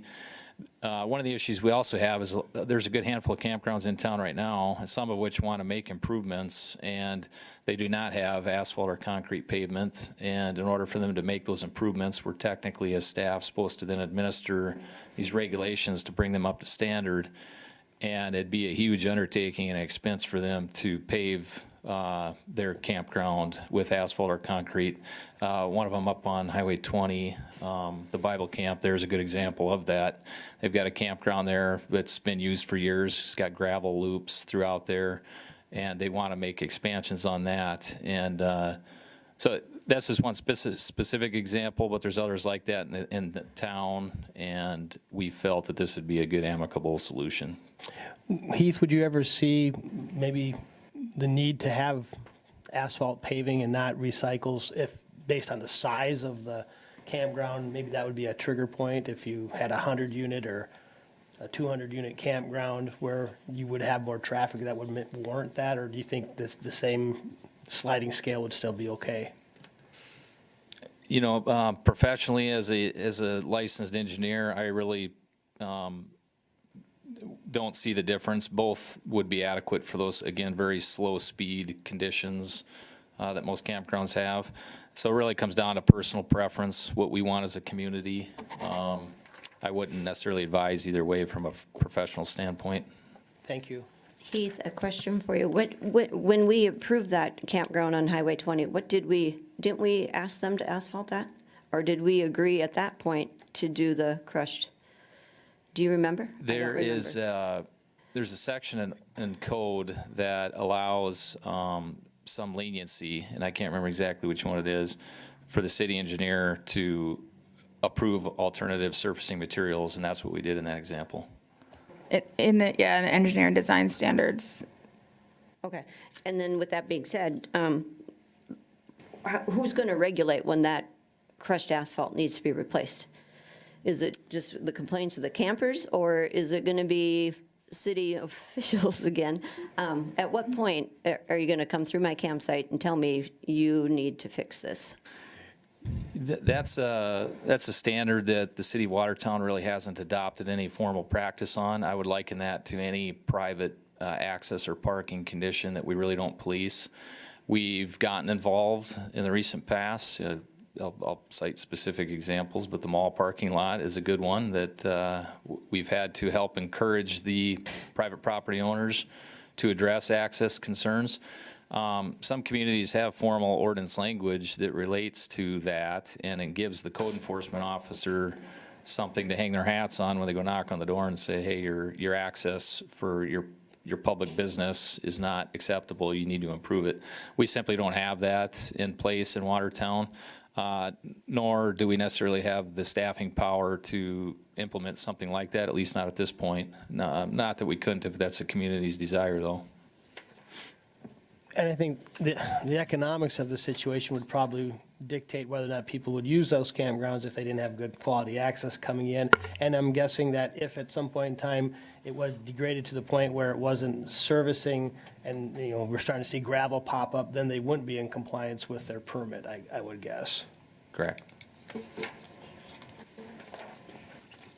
Chair, in the interest of time, can we get to the public hearing? There's a lot of folks, looks like, well, ready to speak. I will open the public hearing at this time. I do want to make sure that the comments that we have are limited, so please hold yourself to, 2 or 3 minutes. And please only comments related to the amendments that we're speaking about here tonight.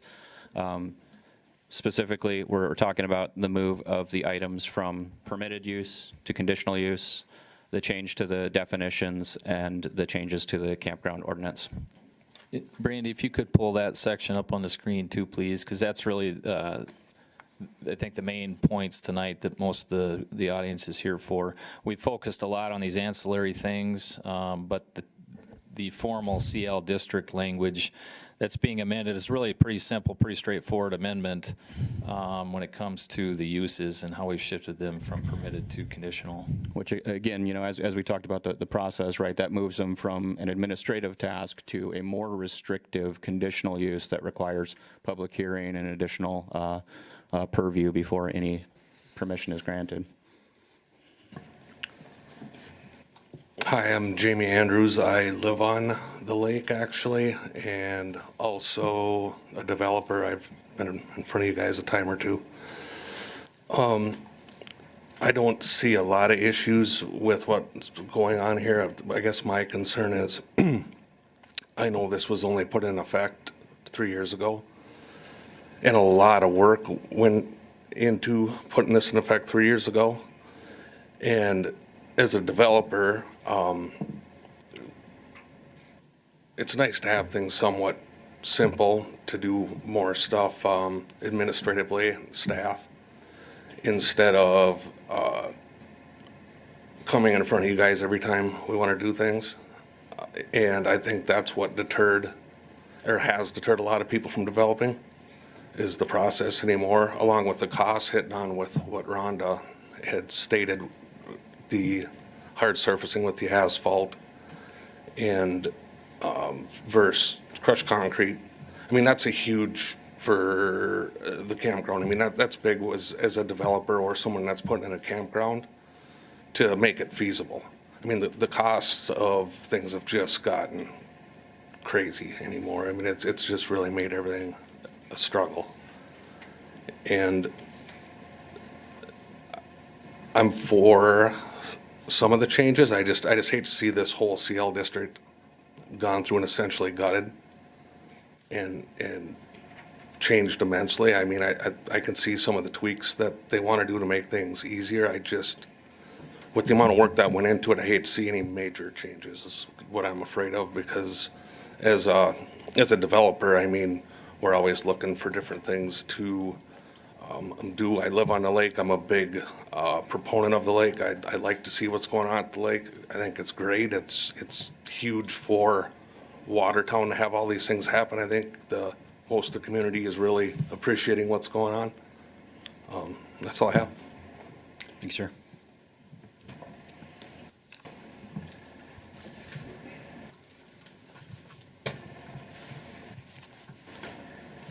Doug Austin, 386 North Lake Drive. The one thing that concerned me was the subject of the body shop repair not being near the lake, but the boat repairs being allowed in the lake area. Am I understanding that? My concern is, you look at Doug Zanka Marine, he has a huge area, stores boats for repair. I think we want to keep our area around the Lake Compesca as attractive as possible.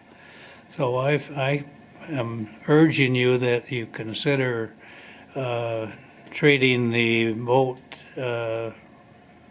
repairs in the same manner as automotive repairs. Thank you. Thank you, sir. Thank you.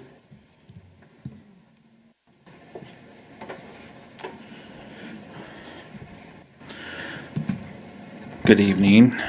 Colin Paulson, former city council member. I was a part of these discussions on the council side internally and during the work sessions. I'm also going to speak a little bit from being on the other side of things too, but I didn't agree with a lot of the proposed changes, and there was a lot of those discussions being had. The ones that came forward to you are not that bad, but as Jamie stated before, sometimes it gets really difficult when a lot of items are removed from permitted uses, and we have to come in front of a board because that takes a lot of time, additional time, and resources that it just gets really complicated sometimes. And that's where, on the council side, I was coming at is, we spent a lot of time and effort getting the CL district implemented. And that goes back to my time being a staff member as well. We spent years trying to get this through, so it's meant for the public. And there was a group of 20-some people that were always involved, mostly like residents and city staff. Plan commission members were there. We had council members involved. There was a lot that went into this, and we spent tens of thousands of dollars on a master plan for the lake that included some of what has been implemented into the CL district. And I don't want to see that just go away and undo something that was agreed to by all these people and all the time that we put in. Because if we keep doing what we've done in the past and changing constantly and fighting developers, people are going to stop caring and they're going to stop doing anything here. And I'm not saying that some of these changes necessarily will deter people, but if we continually do it, it's going to happen. And, the lake is our biggest, by far our biggest asset for this community. And yes, we have to protect the current residents out there, and I fully understand that. But it's for the entire community, and the CL district actually opens up access for the remaining of our or the remainder of our community that don't live on the lake. And I think that that's a huge thing to kind of take into account. We're kind of getting to the point where fighting is getting old. And we saw it again tonight with the action that you took earlier, is there's always people that are going to disagree with change. And we've always dealt with that. When I was on the council, you guys see it constantly on the Board of Adjustment and on the Plan Commission. And I applaud you guys for sticking in there. Nights like this get really, really long for you guys. We already have businesses and closing, people leaving because of some of the changes that have been implemented in the past. And frankly, to tell you, in the development community, Watertown's a laughingstock because of some of the things we have to go through and the constant changes. And I don't want to see that because I care about this community a lot. And I want to see it grow. And we're on the verge of it not growing because of changes like this that keep happening. And you know, we just see a lot of that happening right now, and I would ask you, you know, after these changes, if we could put a moratorium on changes to current. And I don't know what the length of that would be, but we just can't see constant changes, and that's all I'm asking you guys for tonight is let's go through this process, which is what we agreed to on the council side. But I don't want to see it brought back again in a couple months or even 6 months, and even more, it makes it more restrictive, because we have to remember the CL district is already super restrictive. A developer has to give up 50% of his land that he can't develop just to have the zoning. And then if we keep doing other things to it, it's pretty much pointless, and then why would we have that zoning? So, thank you. Thank you.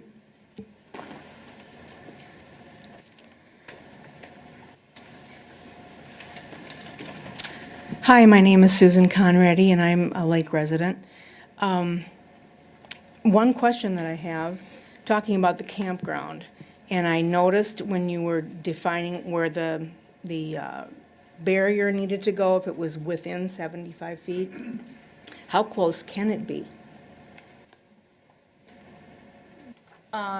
75 feet before, if it's within 75 feet, you need screening. Okay, but how close does the ordinance say you can have a campsite to a home? Oh, well, It's your not- setbacks would be your side yard, and so that's 30 feet. One thing I'd like to just, I don't know, remind everybody of, I think, this lake commercial zoning came out of the 2018 Lake Compesca Master Plan. And right under the purpose, it says to permit development of service and retail centers complementary to lake recreation and living adjacent to the two lakes. I think we've lost sight of that. This was supposed to be to enhance recreation and entertainment that's available at the lake, not just for residents, but for anybody visiting. When you get developers coming in who want to build apartment buildings, how does that enhance lake entertainment and recreation? I think that we need to concentrate on the things that will actually bring the purpose, bring value to the purpose, rather than what a developer would like to do. Some developers don't have a lot of care about the value of the lake to the city. They're looking to make money. And I'm not sure that that's what this zone was created for. Thank you. Thank you.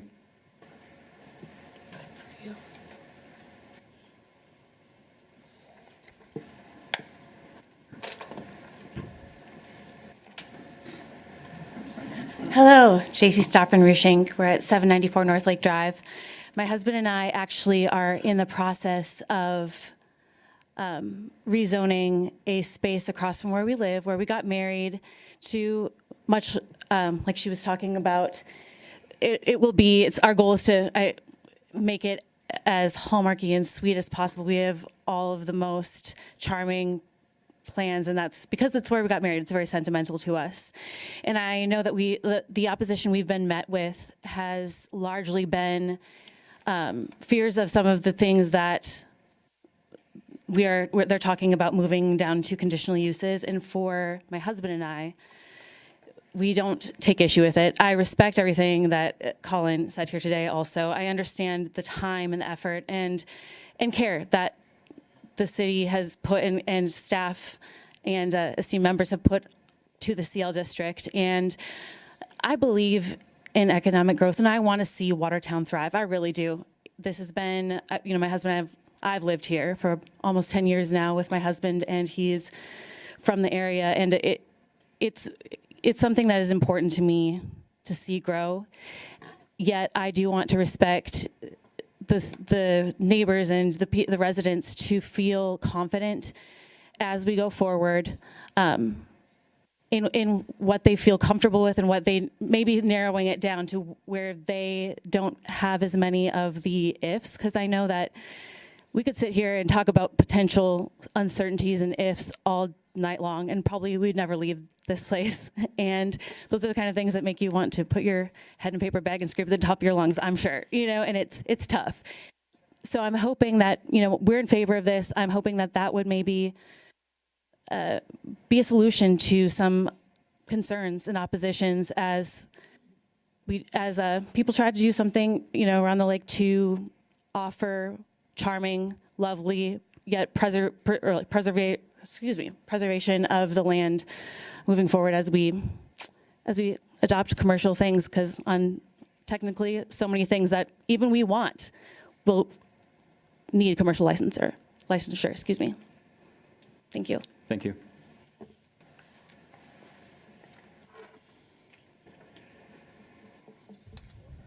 Any additional comments?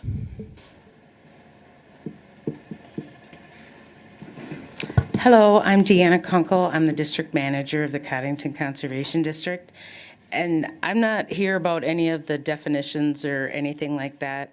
I just want to make sure that you're aware that we do have a conservation district in Cottington County. There's actually one in every county in the state.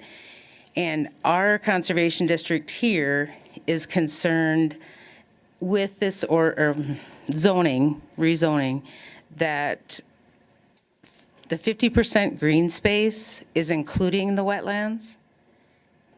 And we don't want that to be included. We want those to be separate from their 50% green space, just because of the preservation of the wetlands, which I understand they have to do. I mean, they can't come fill them in. But with the importance that the wetlands have as far as all the things that they do for habitat and for runoff and a variety of different things. I actually have a front-back document that I'm not going to read. Heath has a copy of it that he was going to distribute. Okay, great. Yep. So you'll have that for reference.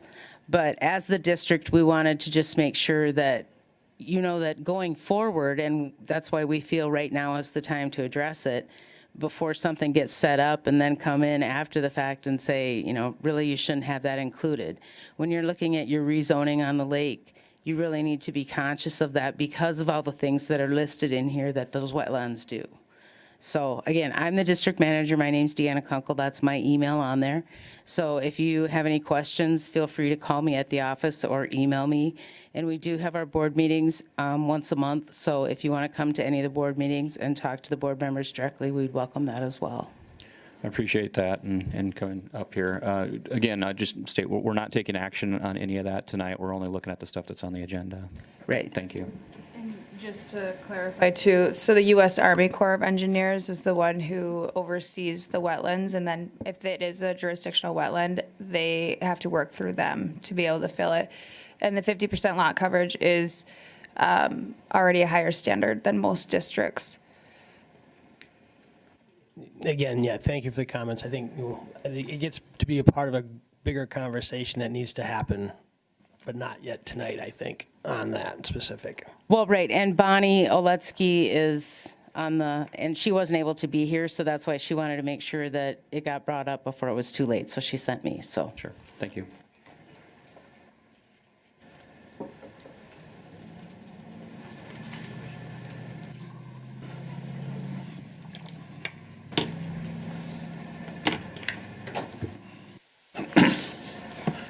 It's been a while. Bob Drake. I probably have the only CL district approved. Is there any more out there? I don't know. Okay. So I guess the thing that I want to bring up is there's several of you were on the board when we wrote these ordinances and rezoning and coming up with a commercial lake zone. And I think you need to sit back and think, what's the difference between lake commercial and commercial in town? And basically everything that you're doing here by gutting basically the CL district and doing away with the campground end. And by the way, I've already got this approved, so it's not something that really affects me other than you should have a permitted use with a commercial lake zone, things that are commercially fit for a lake. Those that are conditional use should be separate from that. But for example, campgrounds, that's something that would be commercially at a lake. Things like that. I think we're losing sight of what's commercial. You could just as well do a C2 as it sets right now. If you were to take this process, move this all down, and you were to look at putting in a CL district on the lake right now. Okay, so you can't do the campground, you can't do whatever. You have to get it zoned first. So you go in and you zone it. You set aside half of your acreage to get the CL zone. And you don't know whether you're campground or whatever. And you end up in a big political mess, which has happened several times, where everybody shows up and everybody's hating each other and everybody's doing whatever. And suddenly for me, it's 10 years later. So I just think about what the purposes of a commercial lake zone are. If you don't want that, then get rid of it. Thank you. Thank you.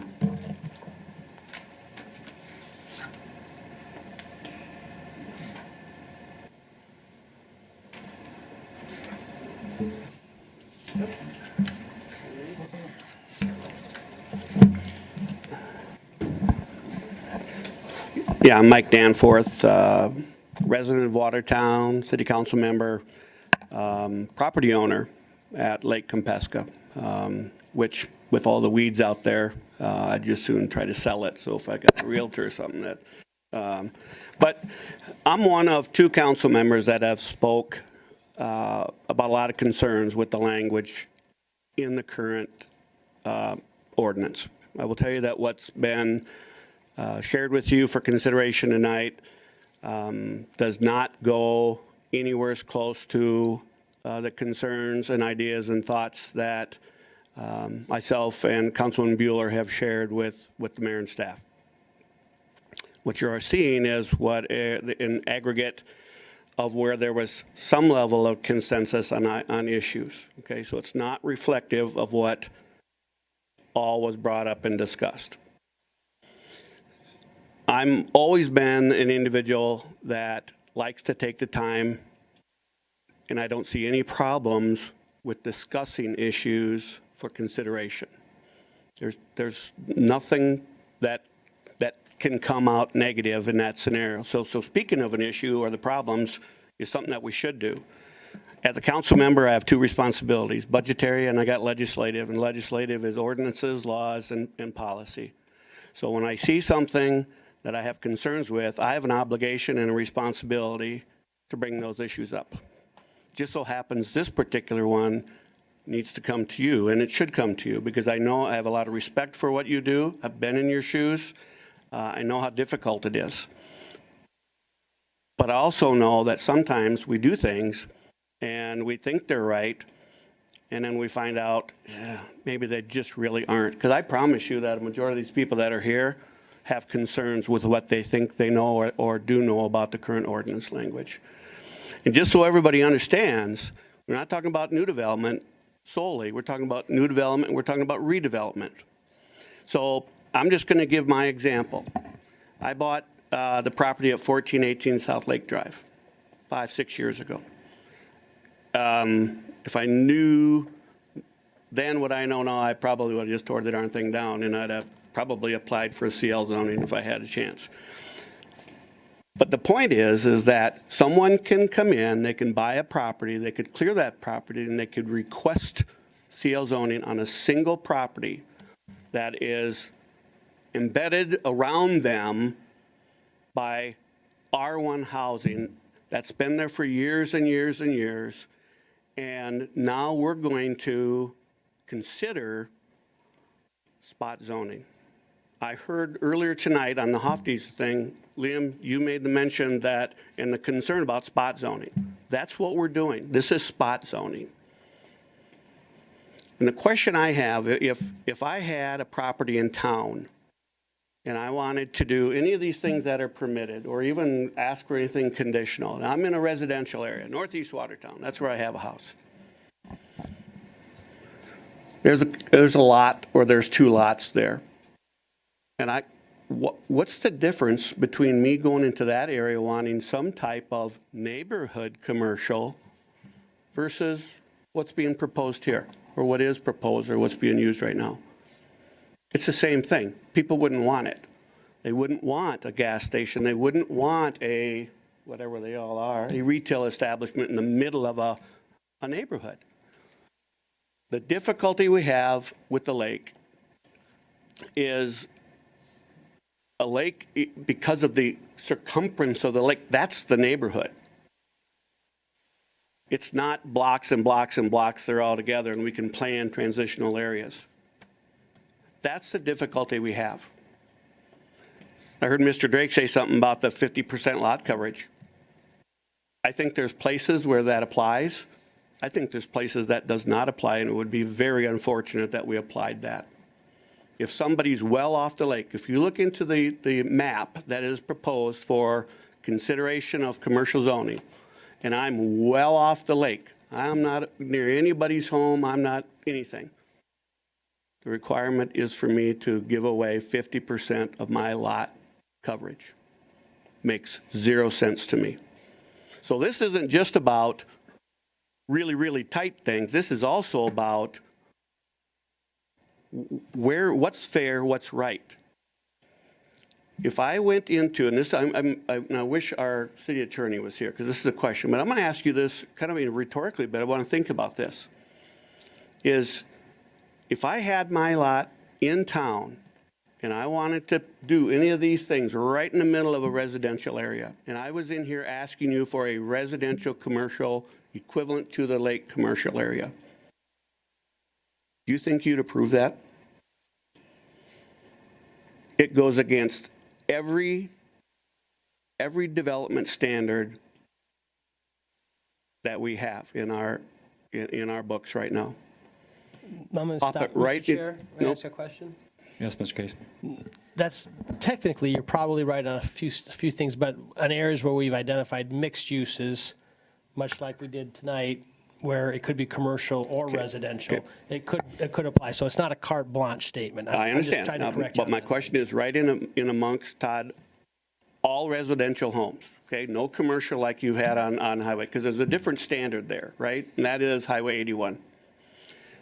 Right in the middle of all these homes, would we approve any kind of commercial activity there? You guys, at times, you guys, meaning that I've been there, we have to come up and ask for a home occupation permit. And then sometimes those things are denied. But yet, would we allow commercial right in the middle of a residential area? And right now, the likelihood of that passing, you guys would look at it and say that is not according to what our standards are today. We wouldn't do that. It wouldn't be good development. I can assure you that. I've been there. So now my question is, I had a discussion a little bit earlier with Rhonda, and that is, I wouldn't want to be in your guys' shoes on this issue every time this comes to you guys.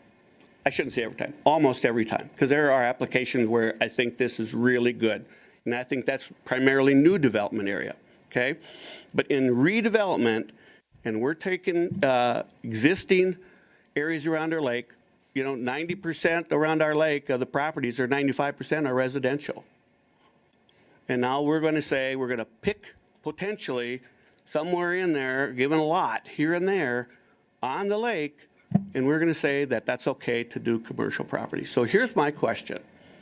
Comprehensive use plan says that we should consider redevelopment or development of commercial within this map that you guys had on up here, okay? That's what the comprehensive use plan says. Now, I come to you and I want my 1418 South Lake Drive, I want commercial zone in there. How do I deny that? How do you deny that? And we haven't. I think that's the issue. We haven't. How do you deny it? And how do I, as a council person, how do I deny it? Because the comprehensive land use plan says we should do it. And you know what? I look at that and I could come in and you may say, well, what are you going to do with the land? I don't have to tell you. I may not have a plan. And I don't even have to tell you if I do have a plan. Or I could paint a picture that is so great that you'd go, why wouldn't we want that? And then when you say, yes, let's do it, I leave and I don't do it. I do whatever else is permissible up here. Or I might come back and ask for a conditional use. That's some of the concerns I have. I also believe that what we have for standards on Lake Compesca is different than what we should have for standards from certain aspects on Lake Pelican. They're completely different animals. They're two lakes. One is almost all developed on the lake. One is minimally developed on the lake. So what we can do in those areas, I think, we have a much greater opportunity there to do something. It's a little more difficult. No, it's a lot more difficult to do it on the lake, on Lake Compesca. Now, we've got land across from our roads, whatever those main roads are, that those things could be well thought out, well developed in a responsible manner. But to pluck individual lots around that lake that are homes today and start plucking in commercial uses is irresponsible, I think, from a governance standpoint. I really do. I think there's a great opportunities. Appreciate the comments, Mr. Okay, Shampo. so that's my comment. If there's any questions, I'd take your questions, but I don't know whether to ask you to pass this tonight or to reject it. Because in my mind, this does not go near far enough to protect the individuals that do have property rights. I've been called anti-development. I've been called anti-redevelopment. Not the case. I'm all for, and I know you are, you're all for responsible development. That's what your job is. So, Comments, Mr. Collier? Yes, Mike, thank you. All right, I'm listening. So what do we do? I mean, what's the answer then? in my opinion, I mean, is it, yeah, I mean, obviously this is different than the amendments that are before us today, but what's the proposed amendment then? Is it only new development? I mean, how do we legislate that? Lim, here's what I believe happened. In most cases, and you guys see it, Todd, you've been around a long time, right? Well, and we've worked together for years and years, right? Right. We know that some of these things don't come to the public's attention. They don't care about them. They don't know about them. They don't do anything until all of a sudden it affects them. So when this whole CL zoning thing, I'll be honest, I was on the city council and didn't know that there was discussion about CL zoning. I know we've talked about different zoning types around the lake, but not specifically CL zoning. I was on the plan commission for 10 years and have been on the council for 10 years. So the first 8 years, that discussion never came to play. There were some specific requests of what people wanted. They wanted gas on the lake. They wanted a restaurant on the lake. They wanted better access points, meaning the docks and the launches. And they wanted a resort. They'd like to have had a resort. Well, okay, that was the main part of it. Mike, and I don't mean to put you in the spot, I just mean as a practical matter, how do we do it so that I don't open up a taco shop next to you? I mean, or whatever. I mean, I'm right, Nancy's 2 down from you, and 1 down from Glendon. Yeah. I mean, I'm with you on that, that maybe we don't want a commercial on that lot, but maybe, maybe on the corner down by Sandy Shores, it's all right, across the street, right? Kind of by where Munger's Pud is. Well, I'm with you on that, but like practically, how do we practically do it? I wish you wouldn't have used food as an example. Yeah, well, because now I'm all for it. Yeah. So, but Liam, I think here's the thing. What we did, what happened is we drew a big circle around this lake and we said the whole thing comes into play versus taking areas and saying maybe this area would be better because there's land across from it that could be developed. It's undeveloped now or minimally developed. And so, but we took the whole lake and some land away from the, going away from the lake. Personally, if somebody said, Mike, you script out what we should do going forward, I think we kind of, and I'm not talking about gutting, because I think what we have is a very good template to use to go forward and to serve as a basis. If I had my way today, what I would do is because the public is much more aware of this today than they were 3 or 4 years ago when these discussions were taking place. First of all, this was introduced during the COVID time, right? So there's going to be a lot less involvement at that time. But I think we need to, because of the public awareness of it, good and bad, I think Plan Commission, City Council staff, and have community, it'd probably go back to, I'd say square one, but at least the communication part of it, of square one, and what are the issues, and hopefully come out as something that is more acceptable. I look at it and go, every time we get this, there's a fight. Every time. When it's rezoning, okay? Mr. Chair, so would you be advocating that we have an application in process right now? We've got individuals who have taken the city at their word that they adopted a plan. Whether or not everybody was aware of the plan, they adopted the plan. The city adopted a zoning regulation. And if we are to follow our plans, and people have purchased property or in the process of purchasing property, betting on the come, that the city has made a policy and this is the direction of the city, how do we treat them that are in the system right now? I can see if they come in today, we have one in the system today, we treat them with the due respect of what our forefathers and some of the people that are still on the city council voted for, and then maybe thinking about putting a moratorium on for further development until you have this, kumbaya get together where we talk and try to figure our way through it. Todd, can I just answer your question?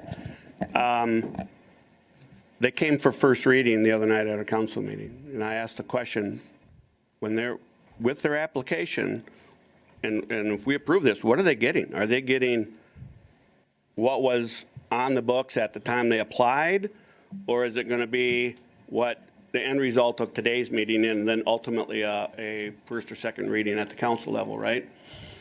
I think based on what was proposed here, I think the applicant said that would be fine with them, those changes. Personally, I'm sorry, I think if you, unless there's a moratorium in place and I apply, I should get what is on the books at the time. I agree. That's the way I feel. I agree with you. And good, bad, or other, right? But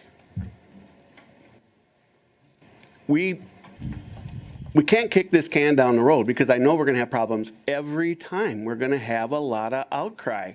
As soon as I look and see that there's something coming up on a CL zoning request, my phone goes off the hook. Emails go off the hook. I get stopped. I tried to enjoy a round of golf yesterday. I mean, it's constant, but because there's an awareness, much more of an awareness now than there was 3-4 years ago. So, Todd, to answer your question, I think when you apply, what's ever in place. So I think we deal with them based on, and they were acceptable with whatever comes out of this. We deal with that. And personally, I'd love to see a moratorium, but I don't want to see a long moratorium. I'd like to see a 90-day moratorium, and we get our poop in a group and we have discussions. So I think our historically we have ordinance is, approached it similar to that in terms of the ordinance and whether it applied at the time of the permit being granted or rezoning. and that's how, we have a non-conforming section, so how our ordinance is written today, it doesn't matter on the preference. It would actually be after the ordinance is changed. We don't go back to say, in 2023, this is the way the ordinance was written, because that would be a nightmare to regulate. So we would go by what was amended, what the current ordinance is.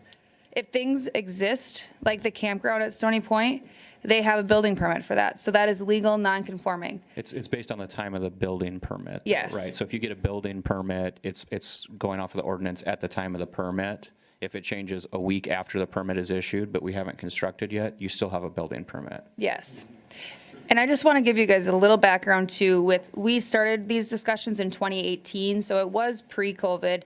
And then we brought forward discussion then with Plan Commission as we were working with the subcommittee when we changed it into the Lake Commercial District. And then that was ultimately approved on May of 2020. And that was unanimous for the people that were on the council at the time. And that's why I did include the minutes in the agenda. Mr. Chair? So the question was, Councilman Danforth, if your house, was sold and someone wanted to put a boat repair shop there, how would we turn that down? Are you talking about the cabin or my home in city proper? At the lake. Okay. Because I recall discussions similarly about the concerns that you're raising. And I thought in the purpose that had been covered. Because it says to establish appropriate locations within the CL commercial. And it also says to permit a development of centers that are complementary to lake recreation and living adjacent. So because those two things, appropriate locations, complementary to lake recreation and living adjacent, I would have no problem voting no. If you sold your house, someone tore it down and wanted to put in one of these conditional uses. Now, the permitted uses is the issue. For me, personally, I think all commercial lake uses should be conditional. I have had people suggest that to me. I think because we know the lake is so special, so unique, so valuable, and causes so many people to come out with concern, I think it's, as you said, it's only fair that the people who are now more aware than perhaps they were for whatever reason multiple years ago, they have a chance to have a say in this, in all uses that are commercial, whether it's on the lake or across the road from the lake. That's my personal opinion. Well, I want to make it really clear to everyone in this room, and I tell people this as I have communications with people, whether that's them directing it or me directing it, I think in theory the CL zoning concept is good if it's done right. I think we drew a big circle around the lake and we said that whole area should be considered, right? That's what it says. We didn't say this area. We said the whole lake, which encompasses waterfront and I think those that's across. principally the problem that Mike has identified, and you kind of allude to, Diana, is that the statement here and the purpose is subjective, although the map is very distinct, right? Right. Yes, and it. Mr. Danforth, I appreciate your comments. Yeah. We have spent a lot of time Yep, with you. and and I- wanna Thanks, Mike. open I just the want to floor tell you guys, I understand, I appreciate the job you guys do. It's not easy. But to me, it never hurts to take a step sideways and see if we can do something better. I hope these individuals that are here that do have concerns, that they take the opportunity to Thank you, sir. demonstrate that to you. Thank you. Mr. Chair, can I make a comment, please? Yes, sir. All due respect for Mr. Danforth and you, but there's three things on the agenda tonight that we're looking at, and most of this conversation has not kept us in track with those 3 points on the agenda. Thank you. Floor is open. I just wanted to say one more thing. Excuse me, I just want to say one more thing. You wondered about why people were not concerned about this before and why in 2018 you didn't hear from a lot of people. I was aware that this was going on in 2018 because I attended the company from Minneapolis's presentation of their master plan. But the purpose was to enhance recreation and entertainment at the lake. And so I wasn't concerned about it. I want entertainment to be enhanced at the lake and recreational activities for all people. So it's only after we see how widely this was stretched to include so many things that have nothing to do with enhancing lake life and lake use that it becomes concerning for us. And then as residents, as Mike said, this is for generations, this has been a recreational lake. It's been a residential lake. And to have, someone buy the home next door to me and tear it down and decide they're going to put in a gas station or a boat repair shop or whatever, that's damaging my lifestyle and it's damaging the value of my property. So yes, we are very concerned. Thank Appreciate the comments. Thank you. Anybody else?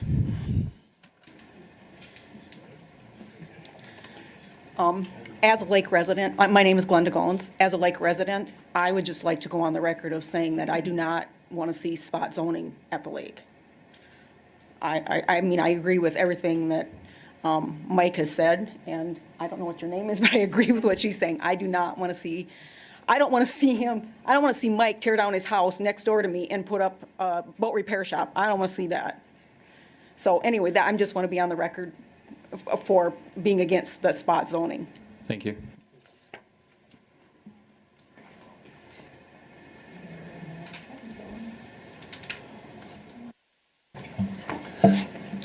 My name is Ray Feist. Pretty much everybody that's been against this has said what I wanted to say. But I like what you said. This lake here is exceptional to most lakes that you'll find because it's so close to the downtown area. And we're close enough that our boat shops and things like that are readily accessible for us. We don't need to put one right on a lake property. We have 3 of them in town now, and we could get there and back just as easy as if we had one across the street. It's a few more blocks, and we're there. So when you're considering some of this commercial businesses, that we have to take into effect that we have ready access to a lot of these things. They're close by, at least with the transportation and things we have nowadays. They're not out of our reach. But I'm a kind of a guy that looks at things that where there's an action, there's a reaction. If you put a business on this lake, somebody mentioned it before, you put it across the street. Well, I'm thinking about that street. Right now, I don't think North Lake Drive or even South Lake Drive can handle the type of traffic and that these businesses would create. When you start putting in restaurants, bars, and different things like this here, where you have big semis and that, delivering goods and that, they barely handle my smart car. How are they going to handle semis and stuff going in and out? They're not wide enough to run the big traffic vehicles through the. It's ridiculous to go and do this without thinking about what the final results are going to be once it's put into action. And that's all I got to say. Thanks, sir.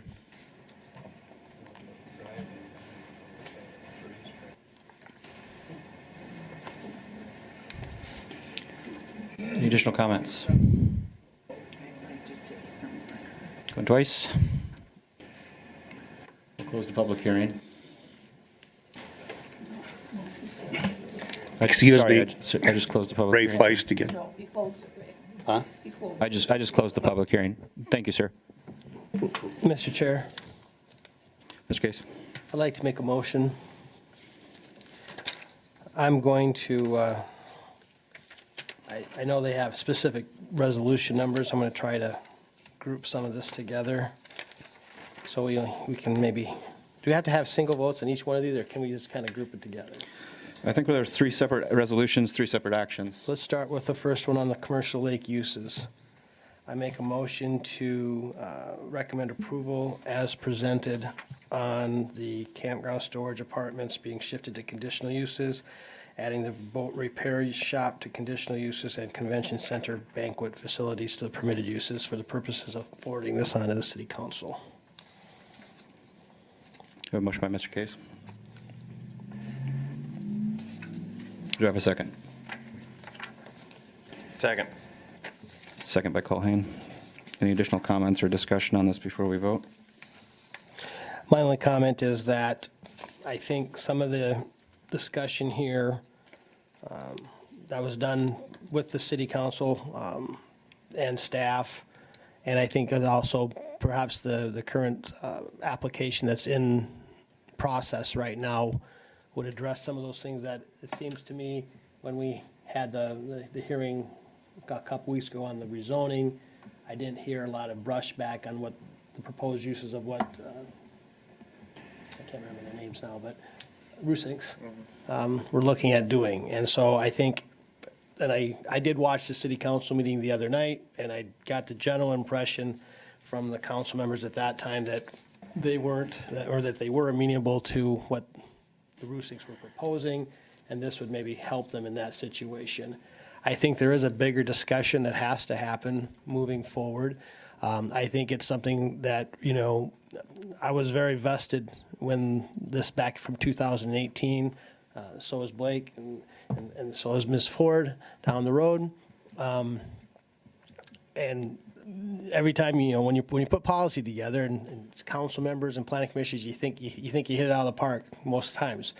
But it's like a car. Once you get the car, you start driving it down the road, and it's got a little shim in the front end, and maybe you need to take it in, take a look at it. And so I think I've been part of several Lake Commercial District proposed rezonings that have cleared the Planning Commission because we did just like City Council Member Danforth is. It's consistent with what the land use plan says, and that's what our job is. And but then it got to the city council and it got shot down for whatever reason. General compatibility, I think, was the general reasoning for it. And so my purpose has been, over the last year or so, has been, well, if we're going to do this thing and it gets shot down at the city council because of the politics that come in and whether or not it's good planning or bad planning, we only can play with the cards that we're dealt with. You know, it's why the hell do we have it? Now, that's that end of the continuum, and I don't think that's the right answer. What we built several years ago is the best thing since sliced bread. I'm not seeing that to be the right answer either. So there's got to be some compromise moving down the road. I think this is the first step on moving towards that. I do think that, again, a bigger conversation has to happen. Otherwise, I love this. I do this for a living. I do this for a life, but I'm tired. And so we do need to have some resolution to this situation. Yeah. It's certainly not the last step, not the end of the conversation. So I have a question. Permitted uses, if Mike Danforth's house were sold and a boat repair shop wanted to go into there, or let's say a convention center with banquet facilities wanted to go in, since that's a permitted use, is there anyone in the city who looks at the purpose that says, is that an appropriate location? Does that complement living adjacent to the lake? Or because it's a permitted use, will that automatically be approved? Yes, it would be automatically. So nobody looks at appropriate locations, and no neighbors are involved? But you have to still go through the rezone. They'd have to get a rezone first. So Yeah. once it's rezoned, then you could do any of the permitted uses. Okay, so then we're stuck here between the permitted uses that are going to be automatically, I mean, personally, like I said, I think they should all be conditional. So how do I vote? Yes, because we're moving some to conditional, but no, because I'm not happy with as much as we're moving? If I could, Mr. Chair. Yes, sir. One point I'd like to make in that regard, the reason we've painted all the way around both lakes with the CL district area was because we knew that that's where this would apply. Take the R1 zoning district. The entire city limits are painted with the availability to use the R1 district. C3, that's limited, only to be adjacent to highways as described in its definition. We don't have a map that identifies that, but if you could imagine one, it would show the paintbrush painting all the highways throughout town to be the permitted area for a C3 use. I'm just pointing that out because I feel like some of the discussion lends to, because we included those maps, that this is a automatic approval for these areas, when in fact it's not.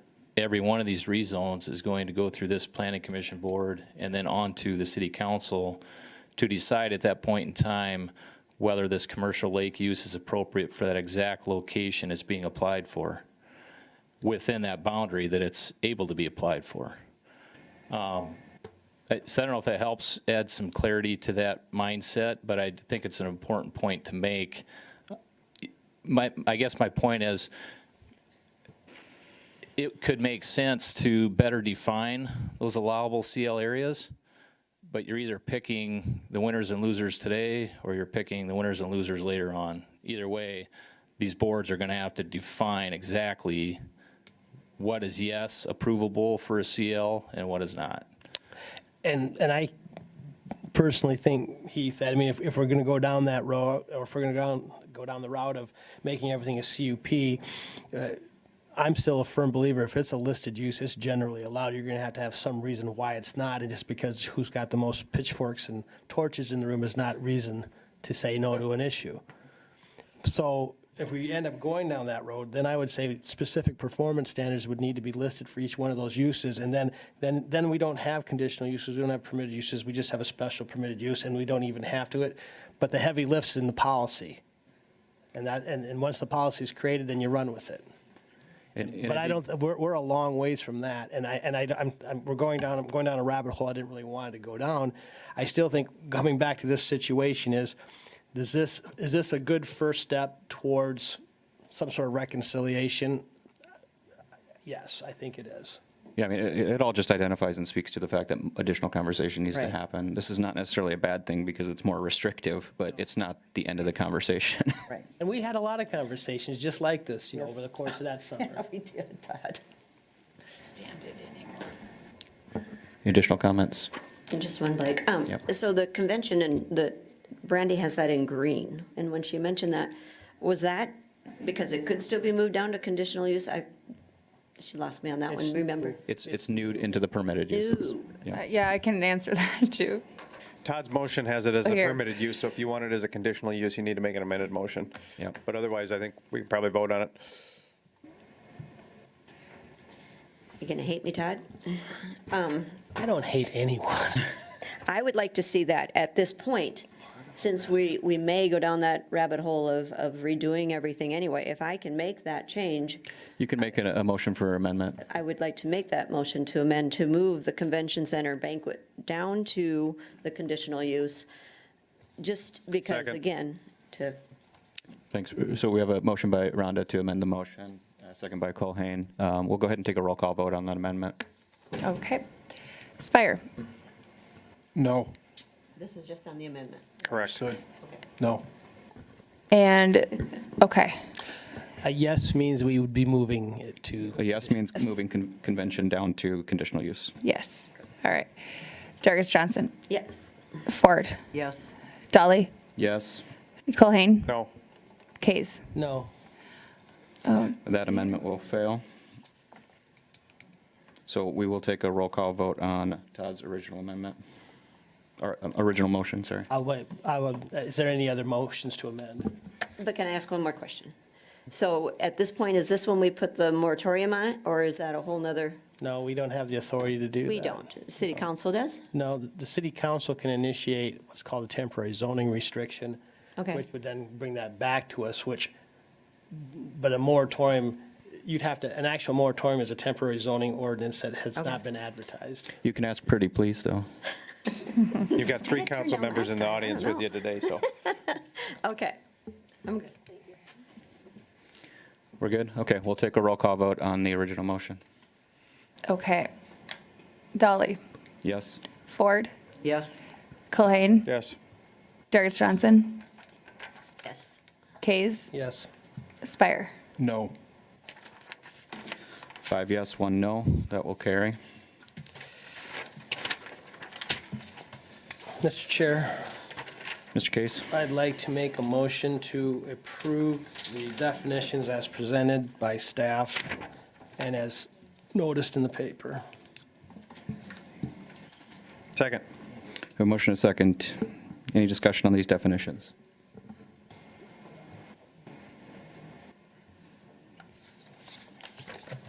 See none? We'll take a roll call vote. Okay.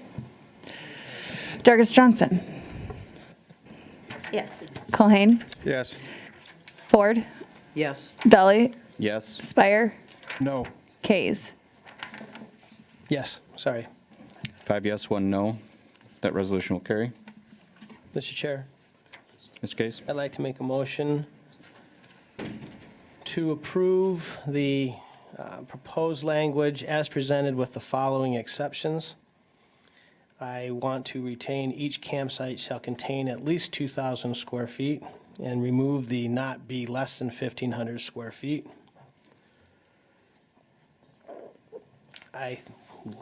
Paragraph 8 needs to say something to the effect that one dwelling unit not to include manufactured or mobile homes shall be permitted as a campground attendant supervisor, and I'm fine with the screening as well.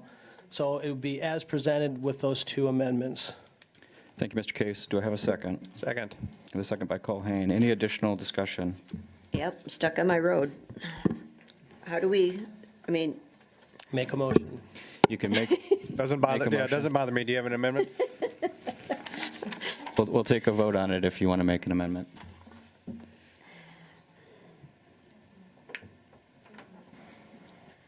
I'll make the amendment that it has to be hard surfaced and not recycled asphalt. That's number 4, paragraph 4. Second. I have a motion and a second. We'll go ahead and take a roll call vote on that amendment. Discussion on the motion. Do we have a discussion on the motion first? I think just what I've stated previously, I'm concerned, these campers aren't getting any lighter and any smaller. Everything is huge and trucks are heavy and 3/4-ton trucks pulling them. I just don't want to see it turn into a crap show when the roads are all busted up and nobody's going to enforce that. We talk about it all the time about, well, I can't make it, I can't make it. That's not our city, that's not our problem. That's not our, then you start with 20 units if that's all you can afford to put in. And then you grow. You don't have to put the whole 200 units in. That's how they did it back in the day, and that's why things were done the way they were done right. You don't have to have them all at once. So that's why. Thank you. And to give you guys the context too, the street would still have to be, or the road would have to be able to hold 75,000 feet. Oh my gosh, 75,000 pounds. So that fire trucks could drive on it. But like Rhonda's saying, Even, so you're talking in relation to the crushed concrete, recycled asphalt or similar, they still have to meet engineering design standards as established nationally, recommendations that the city follows? yes. So that's when they're built, but not 5 years down the road. Nobody goes and tests it. Is that correct? Correct, yeah. Okay. Yep. That's the day they're built, but a month later, nobody checks on it. Okay. Okay, so we will take a roll call vote on this amendment. So a yes vote would require the language be changed to hard surfacing, not including the crushed concrete, recycled asphalt, or similar. Okay, sounds good. Dargis Johnson, Yes. Colhane, No. Ford, Yes. Kays, No. Dolly, No, Spire. No. that motion is rejected, so we will take a vote on the original motion as made by Mr. Case. Okay, Are there any other amended motions? Okay, we'll go ahead with the roll call. Kays, Yes. Spire, Yes. Ford, No. Dolly, Yes. Dargis Johnson, No. Colhane. Yes. A recommendation will carry. I've lost my agenda. Open public comment. Yep, Dale, now it's. It's you, Coach. So do you want me to give an intro at all? I'll let you do the intro. It's just, there's a lot here. Because it's kind of. My name is Dale McElhaney, lifelong resident, pretty much, so far. I have a small mobile home court or manufactured home. I can't follow all that stuff. And I have an opportunity to bring in a mobile home. This whole project is I'm seeing the end here pretty quick one of these years. And I have a daughter with a single-parent daughter that this mobile home park would make a nice supplement to a retirement. And right now, the mobile home is 25 years old as opposed to your regulation of 20. Mobile homes since 1974, it was mentioned earlier here that HUD regulations required mobile homes to be built much better, and I believe they are, and but the park got rezoned to C3, I believe, and of course the regulations to prohibit moving in a 25-year-old mobile home into a C3. So that's my question. The mobile home is 80 miles from here. It'd be kind of hard to pull it down here and find out it doesn't qualify, especially what they charge these days. So I'm just finding out if there's an opportunity to bring that mobile home in and create housing, affordable housing for somebody. Randy, will you just kind of tell us Yeah. exactly where this is at? Okay, so we have two issues here. So the mobile home that Mr. McElhaney would like to bring in is over the 20-year allowance. So that could be appealed to the Board of Adjustment. But the property that he wants to place it on is Zone C3 Highway Commercial, which does not allow for the extension of so the mobile homes that exist there today are legal non-conforming. One can be replaced, but the use cannot be expanded. So really, we would have to look into amending our ordinance to allow for the extension of a non-conforming use. Was this property ever zoned R4? Not that we found. And how long, Dale, how long has this been a mobile home court? Forever. I've been involved with it since '92, I think it is. Yeah. But I think it was originally R4. But and I was thinking that it's like 25 years ago that it was changed. Right now there are 8 mobile homes there. The lot that I would put it on is. This is, I call it across the street from Dirt Track Supply, or just a half a block north of the Freedom Station on Highway 212 that's closed, and then across the street. There's 8 mobile homes on it now. The people living in those homes, the rents are $700 or less compared to creating something that costs $2,000 to try and flip burgers to pay for that.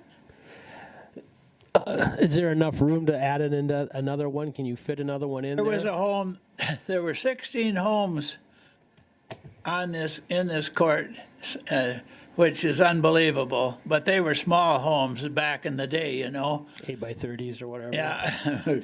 And there was a mobile home on this very lot that we put it on that burned down. Frozen water lines, and a NIPCO heater took care of that by somebody that I didn't own the trailer at the time, of course.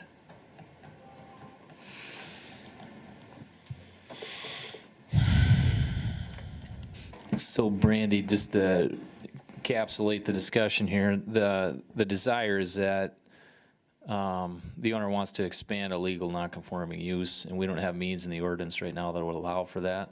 Correct. Yep. So we would need to make an ordinance amendment to allow for the expansion of a legal non-conforming use. Yep. Or rezone the property.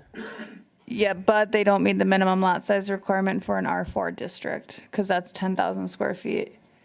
Okay, well, that was an idea, Coach. Or 10 acres. 10 acres. it'll be a mobile home court. I mean, people think a mobile home only lasts 30 years or 20 years apparently. But as of 25 years ago, the statistics said that the average life of a mobile home was 55 years. And that was that was about the time the HUD rules changed. What's the average age of the trailers you got there right now, Coach? Average age, The 70s, 80s, most of them, or? Which one is 1970s would be, there's one that's 1960 something, but this, I don't know if anybody's been by there, but we're in the process of upgrading this summer. We've resited three trailers in the last two summers, and we got a couple more that we're going to do yet this summer. So it's picked up. We do mow it, we do spray weeds, and we haven't had any complaints of the neighbors. No, Dale, this is the picture that you had Jana put in the file. Is this the trailer that you wanted to move in? This is the mobile home it's a 3-bedroom, 2-bath. The people just moved out of it, but there's food in the refrigerator yet. A person's from Groton, South Dakota bought, that's where the home is. They bought the acreage. It's a beautiful acreage with huge trees on both the north and the west out in the country. Can you believe it?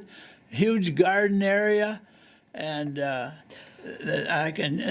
just chomping at the bit to find somebody to take this mobile home so they can start building a home on it. And I want to give you guys some more context too as far as density goes. So this lot is, let's see on here, 22,493 square feet. For an R4 district, you have to have 7,500 square feet per home. So, and there are 8 homes on here currently. So for density, it's already so it's about 2,800 square feet per home. So that's quite a bit smaller than what would be required if it were zoned R4. So basically, you'd have to do a major change to R4 to even allow Mr. McElhaney to come and make that request. And the only possible one would be to allow some sort of exception in the non-conforming standards that would be specific to mobile homes or manufactured homes is what the change would have to be. Yeah, because if it went by the ordinance today, for 1, you need 10 acres, but then 2, you could only have 3 mobile homes on this property because of the square footage. There were 16 on it at one time, but maybe those people were made different than us nowadays. I don't know, but. It's been a trailer court since I was a kid, so. We've got a couple of these around town, these older ones though, where they were much denser, and we have let, multiple of them age out over time, and then shifted that use to something else. So we haven't made a special exception for anybody else.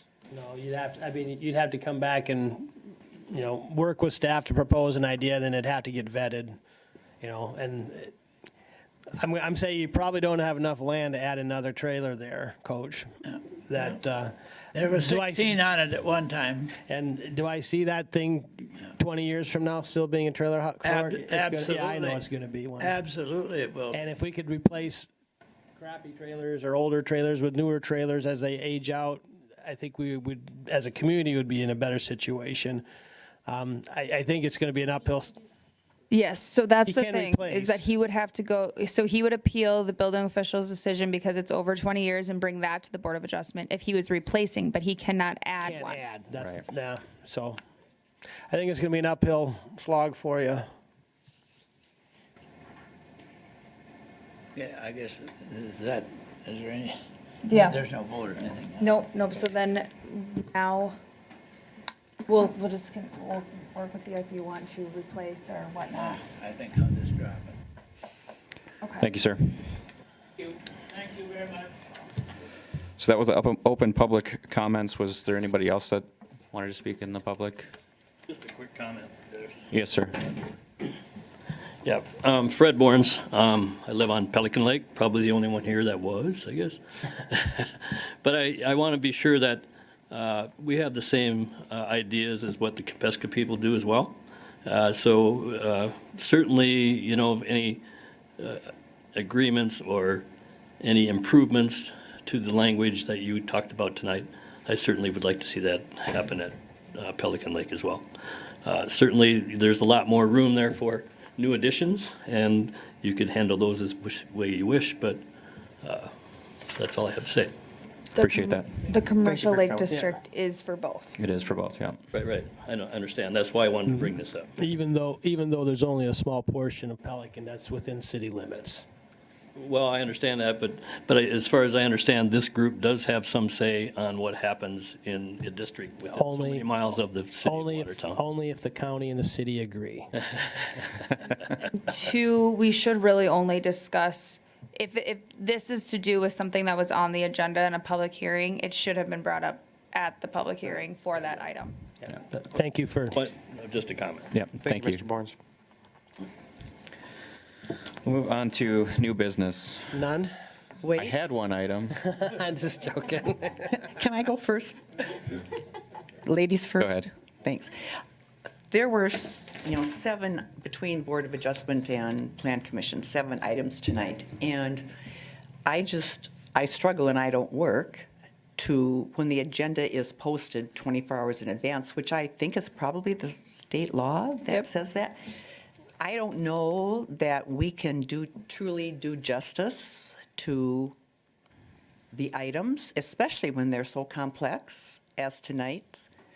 And we have so many people that want to give you input. 24 hours is really a short time.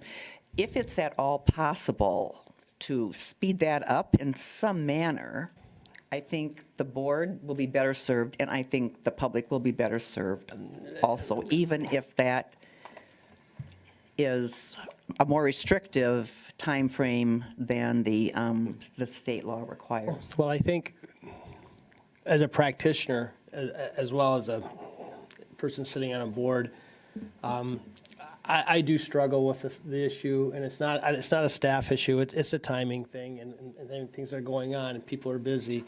But I don't think I can do due diligence, and I ask a lot of questions anyway. But I think if, as a board member, we should have this information at our fingertips a little bit sooner.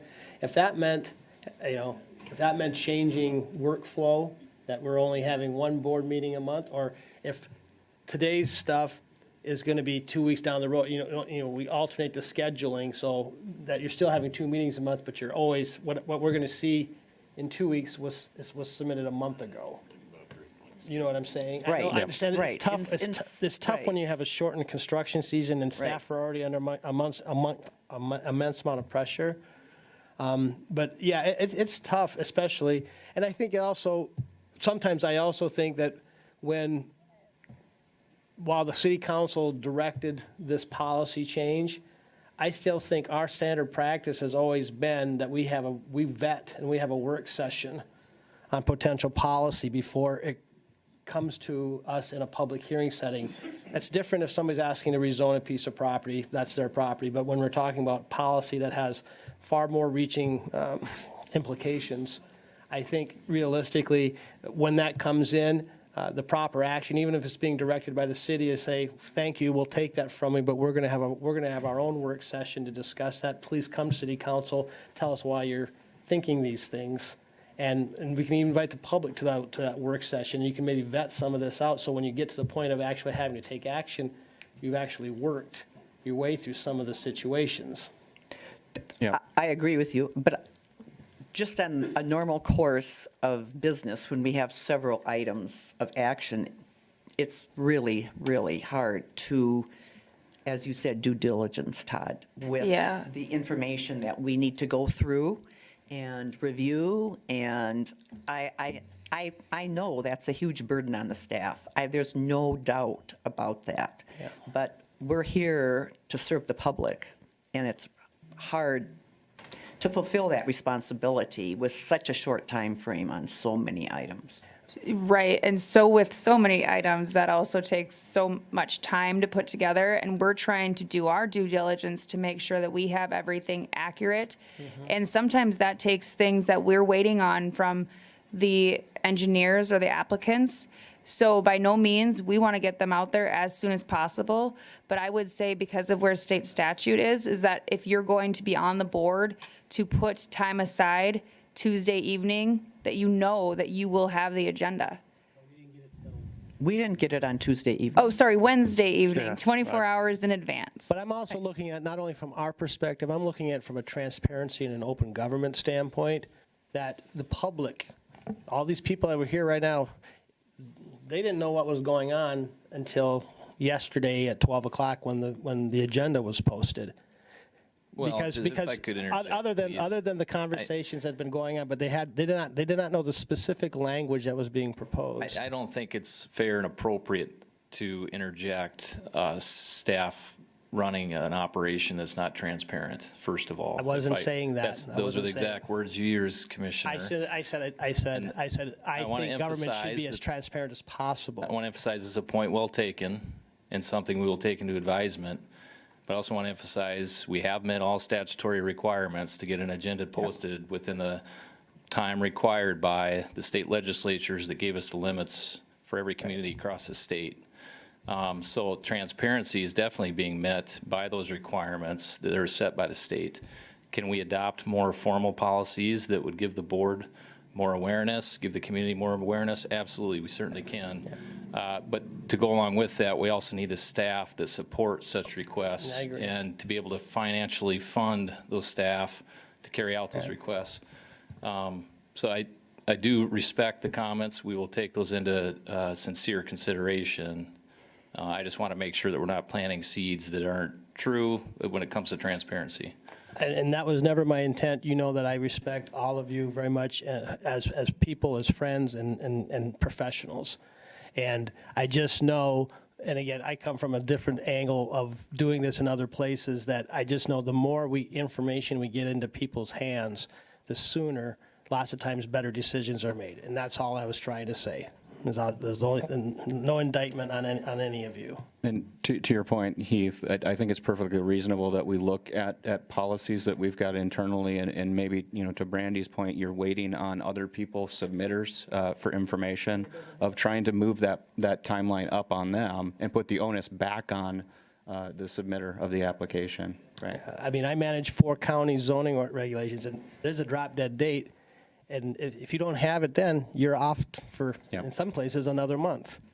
And so the onus becomes the applicant. I mean, we're here to process and adhere and apply the applications in the best way that make sure that everybody's doing their job. And I know you guys are, and if you're waiting on people all the time, then maybe the rush isn't for you or for us, it should be on them. And again, that's just me and my soapbox.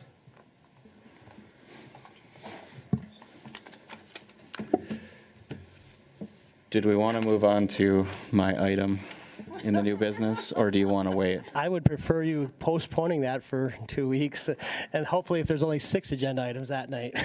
I'm happy to do so. We can bring that forward in new business. I like what you were doing, though, I will say. Thank you. Any old business? None that I have. Any reason for executive session? Nope. We're adjourned. Thank you. Thank you.